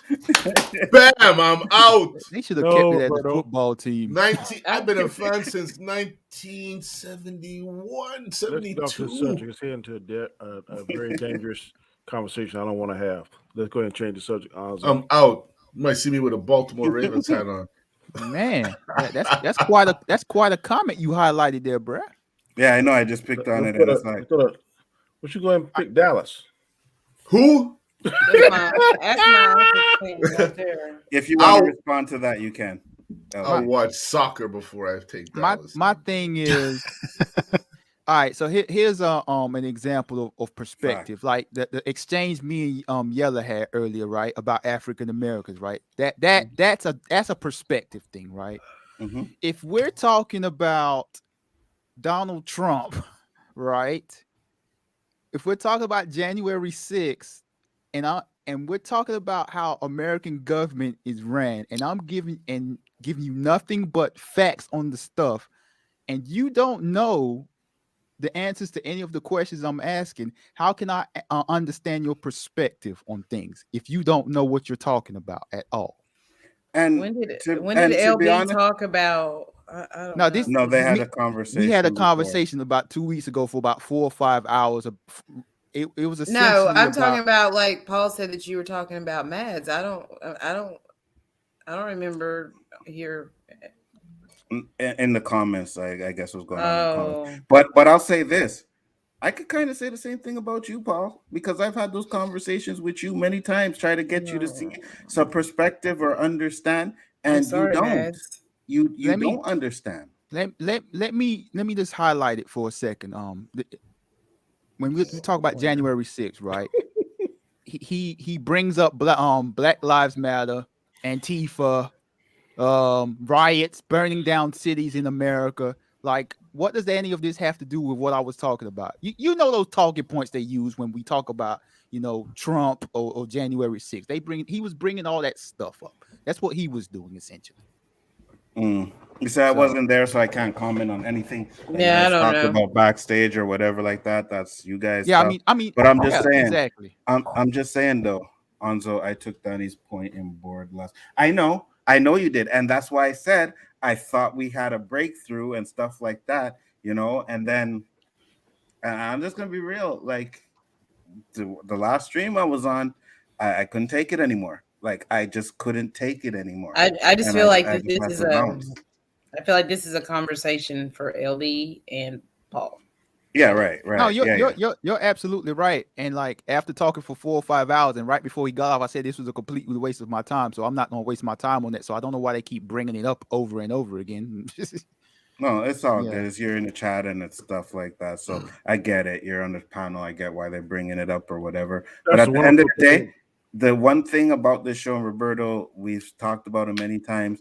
It's not just getting stuff off our chest. It's just to show people that they are not alone too, and also try to give people a perspective so that they can kind of understand what we are saying. You know what I mean? It's not like to get on people and say blah blah blah blah. You're this and you're that, but at least understand where we're coming from, especially when you're hearing it from 5 black men and a black lady on the panel. At least maybe there is some truth to what they're saying. That's all I'm saying. That's all I want. But if I keep talking and I keep talking and I keep talking, and then the same points keep coming up over and over again, and then you say you understand, and then 2 weeks later, those same talking points that you said you understood about keep coming up, then that's where I have an issue. And that's where I'm like, I can't do it anymore. You know what I mean? I really can't. Right. So. And this same thing will happen in the next stream I'm on, and in the next stream I'm on, and it'll keep going on in circles. Like, move on, bro. Listen, I can say this time hasn't helped you. I don't think one of us will. You need to help yourself. Go ahead, Danny. I understand. I can't speak on it. I wasn't privy to the conversation between Paul and Lonely Banter, but what I do know that if I don't talk to somebody in an intelligent manner and we just ain't feeling each other, I don't have to stream with them. If I go with somebody else and that individual's on the stream and he talking stuff and I just don't go in there. Now I'm not telling you to run off by no means because this is not my stream, but if you don't like something, one good thing about YouTube, it don't hold you hostage. All you gotta do is click that X button and go on about your business.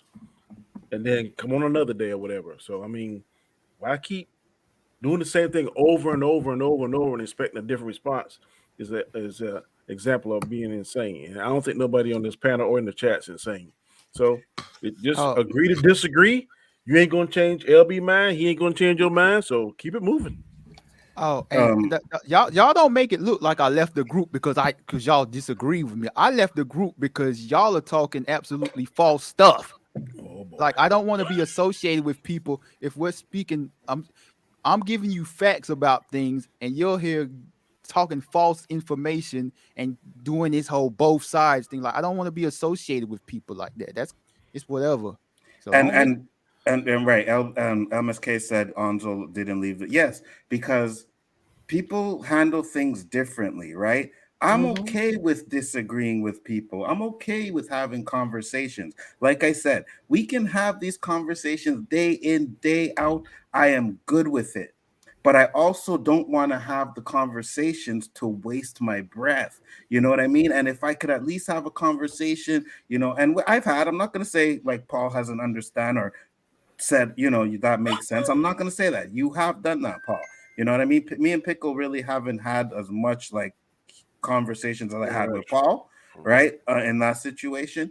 But I'm not saying that. But at the end of the day, at the same time, like if it does get to the point where I feel like I'm just talking to talk, then I'm not gonna do it anymore. And I'll just ignore the conversation. Like when I seen the chat in the private chat, I ignored it. I seen it and I was just like, oh, not my problem, because I don't care enough, to be honest with you. Some people do, you know what I mean? I don't care enough, right? I'm not, and that's just me. I don't have a problem with people disagreeing with me. Like if we're disagreeing on opinions, that's fine.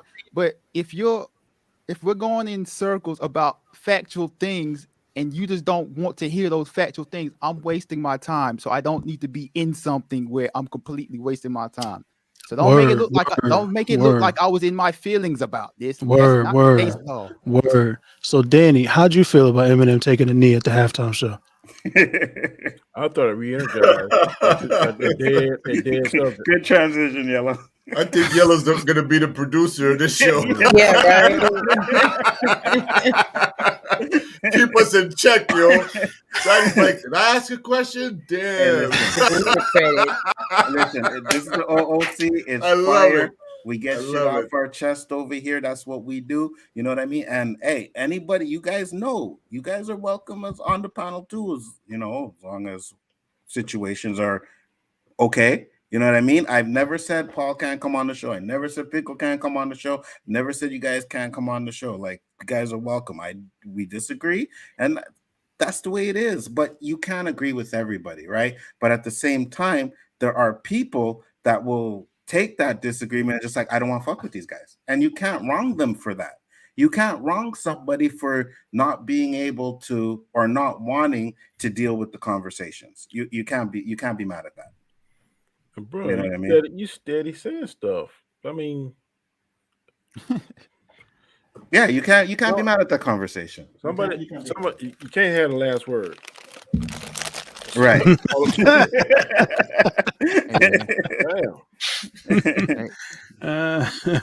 Right. So that's what I'm saying. At the end of the day, you know what I mean? Like, some people, like Danny says, some people just don't fuck with people. You know what I mean?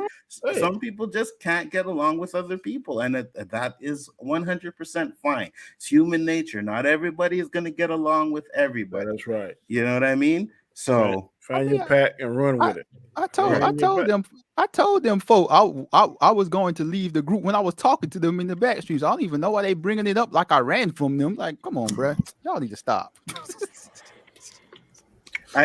I think, I don't know, I guess because they feel like it's because of the disagreement why you left or something like that. This man here is not going to be silent, though. But at the end of the day, right, like I said, some people just can't mess with certain people.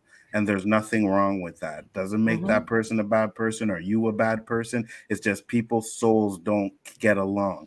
You know what I mean? Yeah, your energy can match another person's energy. There were a few times. I'm not gonna lie, there were a few times where I was like, shit, Danny ain't feeling somebody, and I'm like, Danny, you cool? Danny's like, yeah, I'm cool. You know what I mean? So sometimes it happens.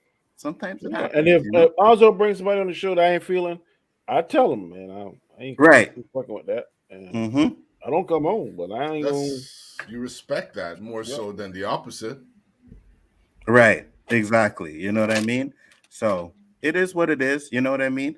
I can deal with it. Listen, and I say this all the time, and I will always say this. I lost my mother, I lost my father, I lost my dog, my house burned down, and a 14-year relationship I had ended. There is nothing on this fucking YouTube platform or in those chats that are ever going to get me into a way where I'm like, fuck this, and angry and upset, because I've been through my worst. Right. So all of this stuff is just trivial. Right. Just, you know what I mean? It's not even worth it to me. Like, to be honest with you. So I don't bother. Like, here's what it is. Next topic. I mean, I always tell people like you're not going to see me at my worst on YouTube. Like, no, it's not happening. That's right. You know what I mean? Man, And if your name was David Banner LB, you'd be done turned to the Hulk, bro. So let's get into one more topic before we go. Ashley had something, and I don't know Oh much my about god. it, but I'm it's so something with annoyed. I'm Kanye like, West, we right? can save that for next time if you want. I hate that idiot. What did he do? Do you guys know what he did? Because I He dressed like a fucking bush. He just does everything that he. It's just like he did. It's just The latest story I his- heard, he dressed like a bush to survey his ex-wife and their 4 kids. and then all the stuff he's been posting Kanye West. on, Oh, you know. Yeah, this guy. You don't want her to be I'm on. You sorry. don't want their daughter to be on Instagram, but he's on Instagram with his new girlfriend. He don't want her giving on a lot of TikTok, stuff. and he doesn't TikTok. want his daughter on TikTok. Okay, so wait, is that wrong for him to not want his daughter on TikTok? No, Danny, you watch TikTok? Not Nah. when, not I had when to take. I had she I was took on my there. niece's phone to get her off of TikTok because, like, she kept. If she like, was when on she there wasn't looking, doing kept crazy getting on it. stuff, but if the Uh-huh. mother or the parent is feminine and doing stuff that is age appropriate, child appropriate, I Okay. don't have an issue with that. Okay, I got you. So I didn't even know she had a TikTok. I don't know what she's doing on there, to be honest with you. But I mean, I really don't know much about what's going on with Kanye. But K-Dot said Kanye the GOAT. I don't know about that one. Go This to guy, what? Being free. let's be real. This guy said slavery was a choice. Right. You know what I mean? Right. Like he Kanye literally ain't said gonna be slavery Oh, was but a he was choice. cool then, though, right? Oh no, oh Kim K, all them day. Oh, everybody loved him when he was doing all that dumb shit. How many Right. songs? But Kanye now he make? goes. Obviously, the man is imbalanced. He came out. The first thing he did when he got into a relationship with Kim Kardashian was say, "I have a mental illness." It's the first thing he did. Yeah. Yeah. Obviously, this Yeah. nigga is not all right.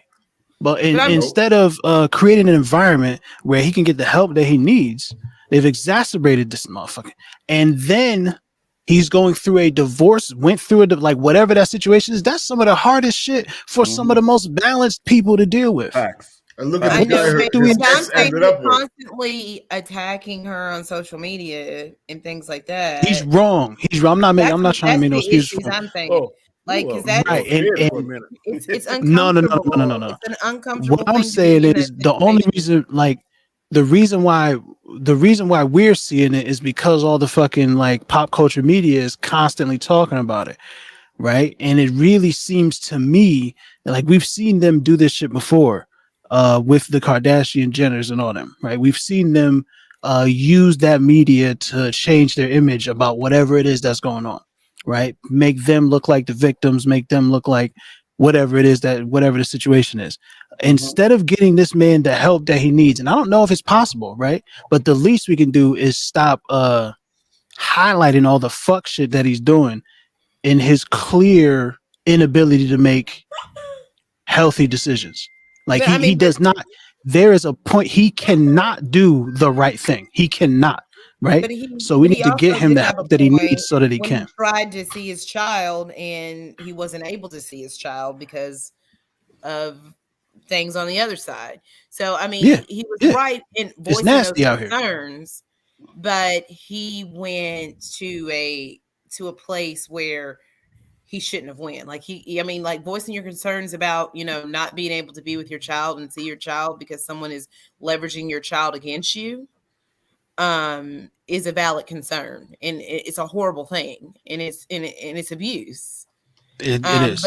But then to like add things to the situation and tweet things and like make memes and all these other things, you're just making the issue harder for yourself, and it is his mental illness at play, Right? but And how much of that is because he's being denied access to his children?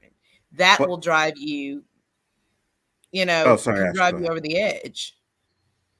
And It's I facts. was gonna say this because breakups and heartbreak, that's like one of the worst fucking pains a man can go through, bro. That shit hurts, right? So if you're not stable already and then you're going through something like that, it can push you over the edge, hands down.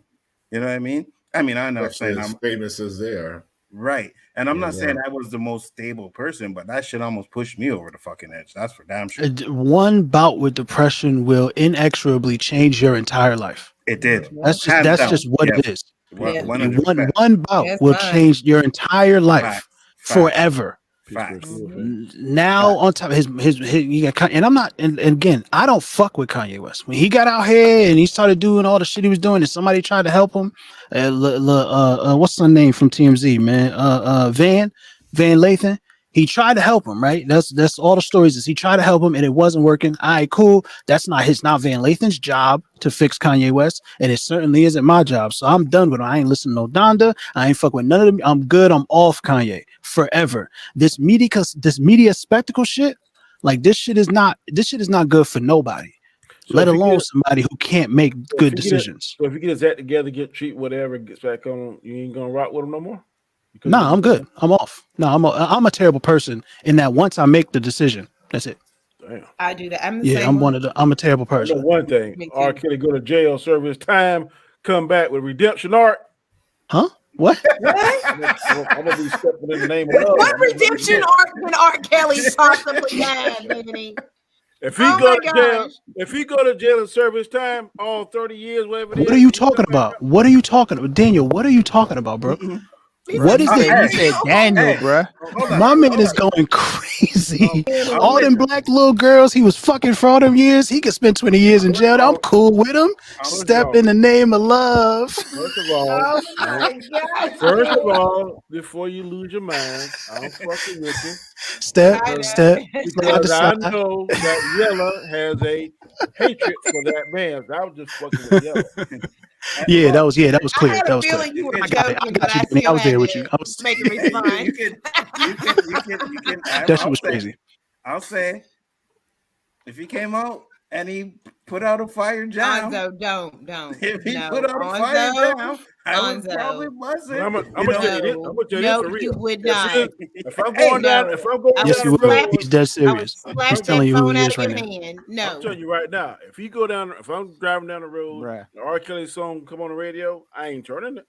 Look, listen. All I know is okay. I can't lie. I'm not turning off ignition. That's all I know is R. Kelly was done like when the first the first videos came out, like what, around 2000, whatever. But he and wasn't done. Then he dropped the ignition remix. Everybody was like, he was not done. Bump them no tapes. one cared. Bump them No. I wish came out first, and everybody loved this. Matter of fact, I wish might not have came out first, but everybody loved that shit. Right, and he saved me. Oh, everybody was loving that shit. Step side to side. He saved me. His management. That's what I'm talking about. We ignored that shit. We ignored that shit. And all of them was still That's what I'm talking about. I don't remember if Ignition or I Wish came out first, but I just remember like when the tapes came out. When the tapes came out, everybody was like, "Okay, we're done with R. Kelly." But the song came out, it was like, you know what? Yeah, it was his Chocolate Factory. It was the trial. Right. That was the album. That was the album. And then after his trial, he came out with Chocolate Factory, and that fucking album blew up. Blew up. You know what I mean? And Piper and R&B, yo. Yeah, hey, to be honest with you, man, some of those tracks, and I say this is why, like, a piece of shit, done what he did, asshole. But his music, when I was depressed, got me through so much fucking pain and agony, bro. Like, I'm not gonna lie, there were some times where I heard a song, like he has a song on Chocolate Factory, on the Save Me album, on the album he did after that, Loveland album. And there's one song on each album where I feel like, he's talking for me. Right. And especially when I was in my place, those were the songs that I constantly listened to. So his songs helped me get out of a dark place. This is why I'm like, I get it, but I can't stop listening to those songs because of what the effect they had on me and how they helped me.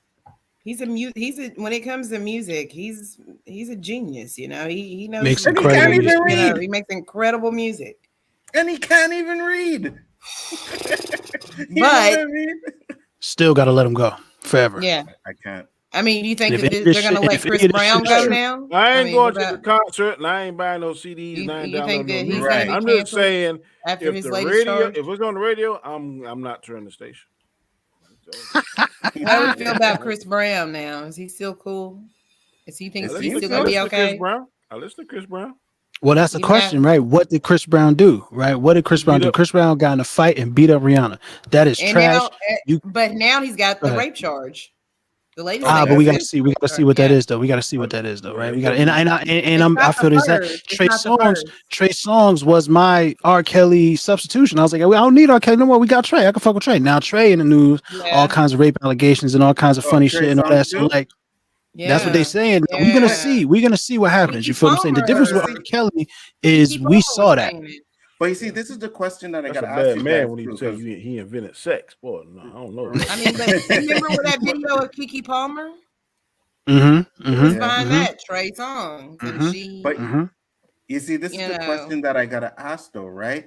Because with the allegations coming out now, it seems like these artists were doing a lot of these things when they were making money. You know what I mean? When they were making money, then people were looking the other way. They were looking the other way. R. Kelly, the shit that he went through, his producers, his managers, and everybody around him knew what the fuck he was doing, and they all looked the other way. Yeah, they facilitate that shit. You know what I mean? They should go to jail too. I'm saying they all should get some kind of punishment. Yes, they all should get some. You can directly tie. Sure. Tie them to that. Yeah, get some time too. Yeah. Yes. I think they should all get some sort of punishment. But my thing is, it's like Hollywood, I guess, if you want to say it, doesn't do nothing to these guys when they're making money. But when the minute they're making money, that's when it's like, oh, you're on your own. We're not protecting you no more. Boom. You know what I mean? And these are the allegations. Well, yeah, but that's the thing, though. Like it's like you just said. R. Kelly would still probably. I mean, I think that's part of it. We'll put him on blast too with that Me Too. It's what you just said, though. Like everybody around him facilitated that shit. They also protected him. Because they were the ones who were also making the money because he was making the money. You feel what I'm saying? So it's trash. It's nasty. But it takes somebody from the outside and then not having those people to protect them to actually get something done. It's disgusting. And that's why we as people have to be, I think, we have to be more choosy about who we fuck with because that money does create protection. That's what it does. You feel what I'm saying? It's what it's always done. So. If it wasn't that for that, those parents that came forward, even though they kind of like at first put solder into the whole situation. Yes, the parents had a lot to blame to that too. And even you know what's funny to me though? Even in the documentary they did, right? There was this girl. Now he should have said no, but she was underage. She was at every single fucking trial. Yeah. You know what I mean? Yeah, free R. Kelly. And then that was the one that R. Kelly ended up taking and having for how long? You know what I mean? Like, we're the parents. All right, hold on. We can't blame the parents for what he did. I'm not blaming the parents for what he did. But at least being more into her life and be like, yo, what the hell are you doing? You know what I mean? Fam, that's that's the same thing. The celebrity of it. They think, right. So that part is it. You know, and they don't, and some of them either don't see the perverted nature of it, or some of them parents kind of too, right? Or they choose to stay in denial because of it, right? Because they get money from it. You know what I mean? Because they're blinded. This is R. Kelly. You know, he's gonna help my child, help my family, and then when deal with your daughter, I'm gonna give you this new house or this new Mercedes or this. So I think a lot of that went on. I don't have any proof. It did. 100%. So you saying they looked the other way because they were benefiting from their child being? I don't think they some of them, not all of them. Some of them were. Some of them definitely was like, it could be some nasty shit going on, but she ain't saying nothing, so I'm gonna just keep counting this money. That's what you're saying happened. That has been reported. That's entirely possible. That's wild. Yes. That's entirely possible. Maybe not all of them, right? But I can guarantee there were a few that was getting. Many as there were, there's got to be a few, right? That were getting, and there is, like in the documentary, they got houses. You know what I mean? I think most people don't expect people to be terrible. I think that's really more of what the situation is. They don't expect for the monster to show up at their front door and ask for their soul in return for some money. You feel what I'm saying? It's kind of it's a different level. It's not as extreme, but like the NCAA, when these coaches come to these players' house, a lot of these players getting money. Where you gonna get my mom, or where you gonna get my dad? Mm-hmm. And that's how they ass get in trouble. So it's kind of along those, not as egregious, because in a way they're selling their child to better their lifestyle. Absolutely. It's exploitative, but it's not predatory. Well, it's still predatory, but it's not monstrous like fucking babies. Yep, I agree. You said because fucking babies is crazy. I agree. 100%. It is crazy. It's disgusting. You know what I mean? Especially when you're a grown-ass man and shit like that. I don't deny that. I don't. It's ridiculous. And I can't go half on a baby with somebody listening to half on a baby thinking about how he put half in a baby. I can't. I'm not okay with that. Well, it depends on who I'm going half on the baby with.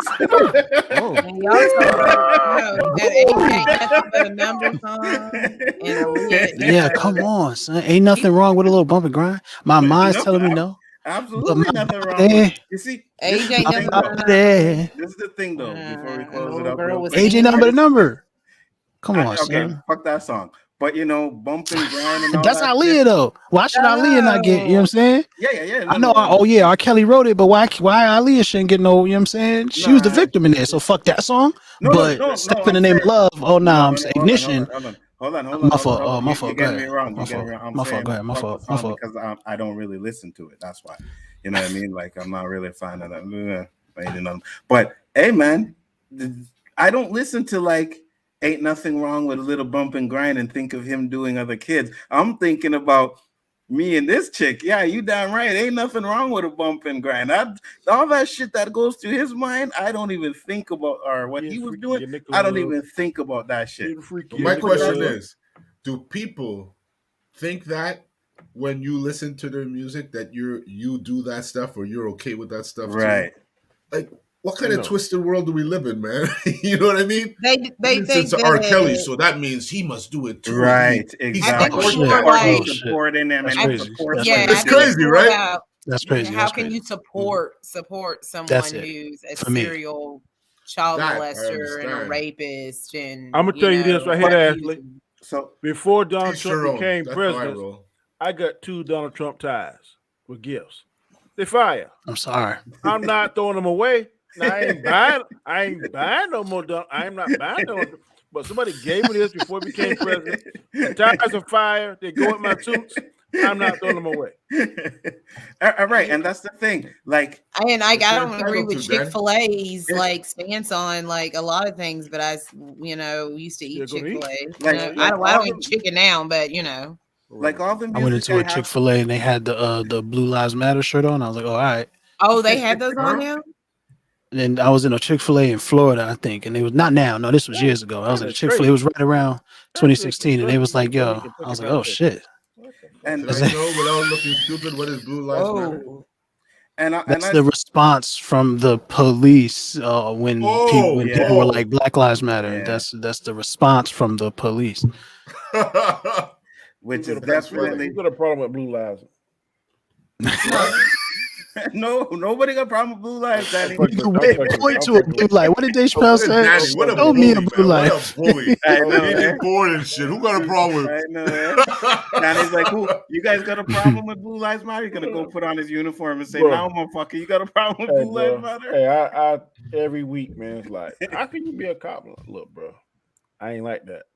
I can't help you had a bad experience, but that ain't me. Oh, you the law?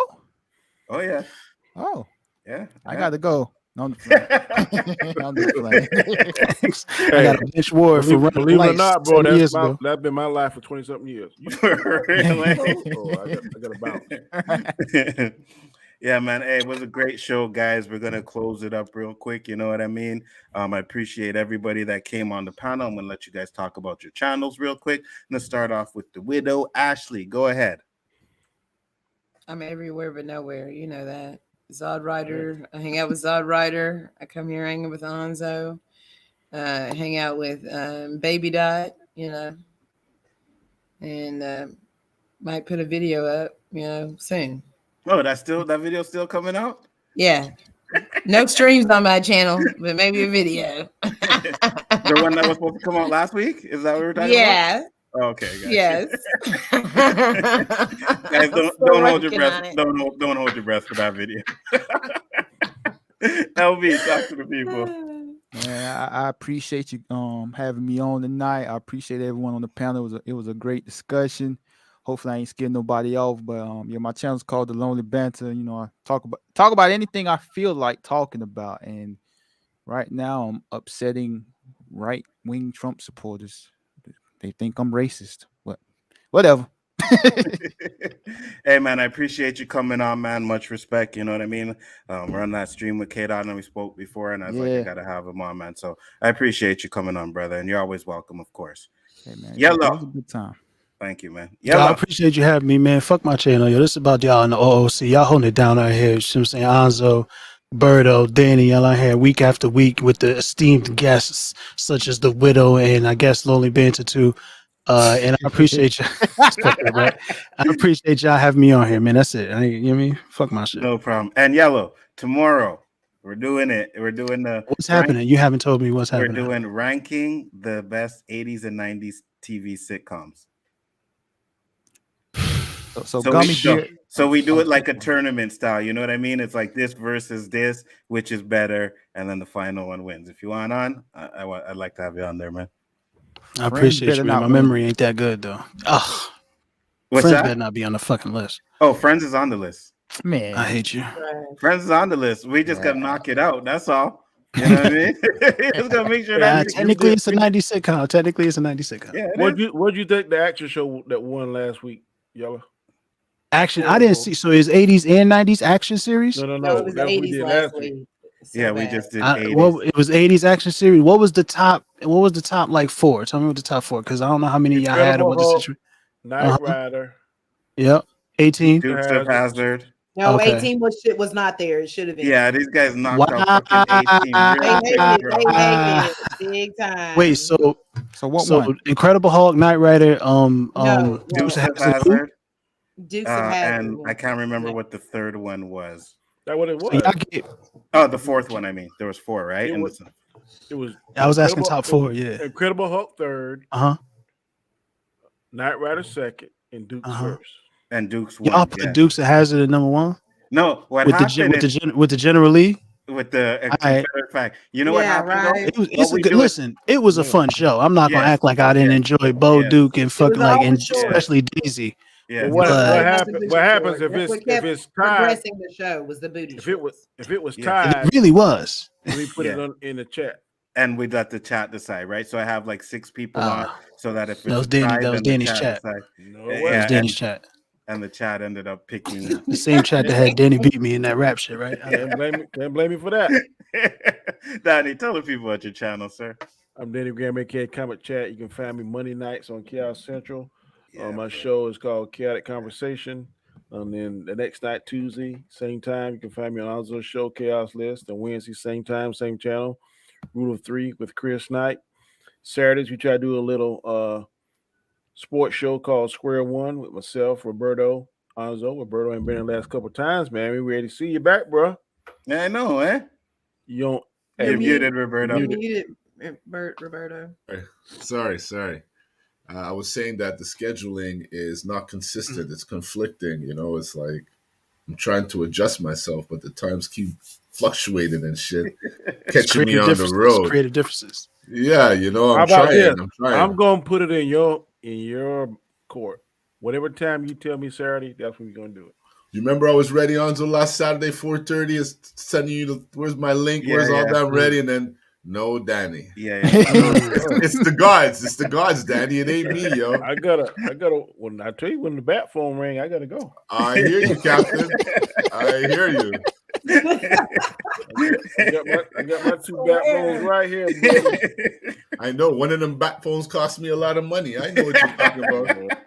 But I see you still responding to text. I got that resolved. You got 50% off of the discount on the rate. Yeah. Because I was telling, listen, I don't know nobody in the U.S. I'm not texting nobody in the U.S. I said, I got a friend who might be in my chat, but I'm not replying to him. I'm replying to my Canadian friend. Yeah, good for you, boy. That was smart. Who you with, Roberto? With Rogers. don't they have like a long distance plan? Because I pay like $5 and I get long distance. I got it for $3 now. This shit got real Canadian real fast. I thought I already had it. I thought, because you guys don't know what it's like to have hold on. cell phone. Hold on, that was racist. You said that was Canadian. You know. No, it is. And we'll accept it, LB. That was Afro-Canadian too, man. We're too embarrassed. It was very Afro-Canadian. We're too embarrassed to tell you what we pay a month for a cell phone, because it definitely is a cell phone. Man, like prison cell. I see all these $20 plans you guys got and shit. 5 phones. Who got a $20? Who got a $20 plan? You got a $20 plan. You if got you basic, do, buddy, you I ain't guarantee doing you can only nothing make on like that 2 or 3 calls a week with that plan. That ain't true. So what's your average? What's your average plan? Because mine is, my daughter and wife on this plan together. They got like unlimited minutes, all that good crap, and they pay probably close to $200 between the two of them. But they got like the top line. They got the top line iPhones. They got like the iPhone 50s or some bullshit. Yeah. I use my work phone. Then I use this shit at Walmart called I forgot what it's called. It's $50 a month. That's what I use. But he didn't say all Canadians. Yeah, good point. Roberto, talk to the people, sir. You can find me here Wednesday night, and as you heard earlier, you can sometimes find me on Saturday with Danny. Boom. If Danny doesn't leave you. You're right. Yeah. I think it was because of all the cop shots I gave in season 1. O.O.C. When I first met them, boy, I couldn't get a break. Like, cops. What the hell? But you see, the thing, Danny, it's been a slow couple of months. You know what I mean? Ain't no real cop shit going on. I hope it's slow. I hope it's slow. Another cop kills somebody else. I know I'll be right back on the It's definitely been a whole lot of cop shit going on. Talking about it. Very, it's very been happening. I've been seeing it. Danny, I know some white people you can go find so you can give them the black experience. Since we're all the same. Danny's the cop that's like playing basketball with the kids. He's the good guy. Danny is a good guy, hands down. And he got me into this, so he's a great guy. Yeah. Absolutely, 100%. All y'all people are good, man. I rock with y'all, man. If I don't, and my reminds me of my uncle so much. I tell you, Danny does. I appreciate it. Absolutely. And with that being said, guys, it was a great show. Once again, thank you to my panel that came on and hung out with us tonight. Enough respect. Great fire topics. To the chat, everybody in the chat. You Americans scared off our other Canadian compadre. No, Chill told me Chillmonger couldn't hang because he got too much American testosterone and it's been proven if you leave a conversation, you a bitch or something. I'm not sure what's been proven exactly. We here all day, Nzo. We here all day. We here all day. These motherfuckers are just shooting. He couldn't.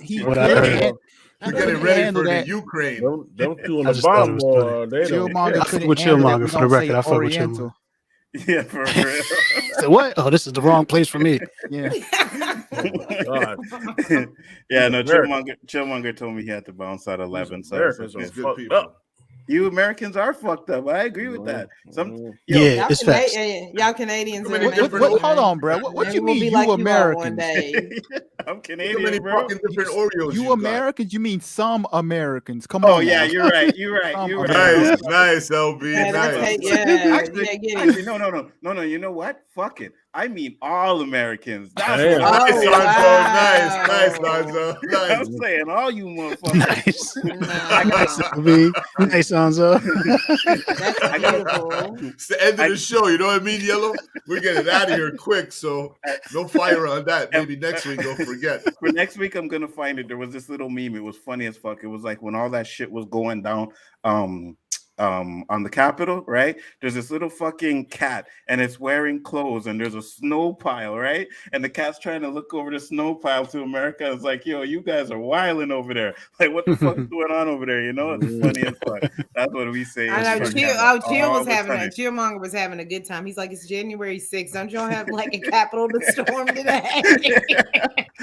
But let's be real. Canada is the place people are looking at now with the trucker things. You guys Americans are looking at us like, what the fuck is going on? Why y'all got Confederate flags up there on those trucks? You want to tell No. me? No. We got Confederate flags. We got American flags. Yeah, what are they doing? Like, what are they doing up there? What is telling you, bro, Even some of the Trump lovers, LB, have made their way up you here. do not want our help. I'm telling y'all. No. Oh, hold on. You know, someone said to me, people who all the people that have Confederate flags aren't necessarily Trump supporters. Yeah, I heard that. Or why are they at the Trump rallies? Well, You know what I yeah, mean? you see, this is the thing. There are a few, right? There are a few flags. I at first I was watching like tons of fucking like video footage of the truckers and everything. Like, there's a lot of people out there that are doing like these 12-hour streams of just what's going on in there, and you don't see them. But then I did see a video of it. I've also talked to some people that live in Ottawa who are getting really frustrated with what's going on, and I actually heard like reliable source, you know what I mean, was there and they had some people from the convoy from the trucks going into stores with no mask and telling people take off your mask and don't do this and don't do that, right? So there has been a little bit of that, but the problem is, like everything else, it's taking away from the big picture. Like, it's not as big as people think it is. It's one of those small little groups, you know what I mean? But the most of it is about getting our restrictions lifted, and that's what it's mostly about. So it's crazy though, but that's what we do. What up, Chill? Still there? Anzo going out like that. BET Friends is going to be number. Bet Friends is going to be number one. Absolutely like not. A black man, he sees BET. It's in capitals, right? It's in capitals. You're right. Exactly. About the network. Watch Living Single get knocked out first and Friends win. Absolutely not. Hands will be tossed. Hands will be thrown. If Friends win, I will not do another one. Hey, listen, I'm gonna have a 6-man panel. You guys just make sure that the ones you want to win, you don't leave it to the chat. That's all I'm saying. That's all I'm saying. Well, could I ask you guys a question? I never watched the show. Is there a black guy in that show? Friends? Yeah, like I've never seen I've never historically seen a no. Like there's been one like black. Let me change that. I can't. I never watched the episode of that shit, so I can't. There was a black female who dated Ross. Yes, there was a black female. No went way. bye-bye. Yes. She was on there for maybe 5 episodes. I think she was on there for like for a fourth, maybe of half season. a season. Yeah, like at the time it was like no, it wasn't half. Right, at the time seasons were like 20. But they said episodes and she wasn't on no, and they let her go. Right. The reason why they brought her, because people told me, because I didn't watch that shit either. No, the reason why they brought her on is because there was complaints about no black people on the show. So in New York City, They brought her on, 5 weeks of it, and then she's gone, and got rid of her. Yeah, bring any more black people on afterwards. It wasn't like that was the final season. But you know what that move is. You know what that move. You know how that move goes. Shows like that. There wasn't any on. What's one in Boston? Cheers. I didn't remember seeing anybody on Cheers. Yeah, you're right. That's Boston. Yeah, you're right. There's no black people. That's the way Boston has been imprinted to me in my head. It's very racist. I never seen any on Seinfeld. Yeah, you're right. And you see, that's the thing, right, Danny? And this is another topic, but we'll get into because we're trying to close up. But it's like when we were watching those shows like Cheers and stuff, you never heard us saying, "Oh, there's no fucking black people on this show." Entertainment. It's entertainment. I'm sure there were a few guest black people on Seinfeld like pretty regularly. Yeah, you wanted to see black people. It was a bunch of different ones, but they showed up on the Seinfeld a few times. Although I didn't watch a lot of Seinfeld. I watched some Seinfeld better than Friends, but I didn't watch a lot of Seinfeld. Yeah, no, I did watch Seinfeld, and there was a few. There was a black guy on there that was a recurring role on there. Right. I used to love How I Met Your Mother. There wasn't no black. How I Met Your Mother's fucking great. How I Met Your Mother's great. Yeah, I love that shit. I agree with you. Martin is the best sitcom. It's on the list. Can you believe I almost forgot to put? I almost forgot to put Fresh Prince of Bel-Air on the fucking list. Man, that's a punch you in your mouth. That's not the 90s though.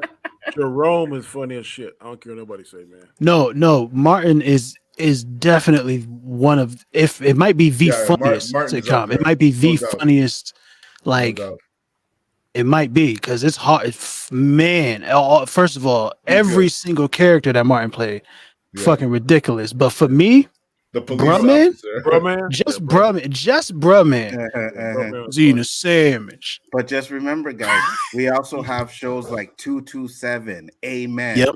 Those My shows cousin are was on on there. 227. In the House, Out All Night. Oh shit. Yeah, all those shows are on gonna there be hard too. to beat. I used to love that show. Right. So with that being said, guys, we are going to close it up. Much respect. Make sure to check that out tomorrow night. It's going to be fun. We're going to have a good time. Much respect to everybody. Once again, thank you very much. Peace, love, and hair grease, and we out. Later. Bye.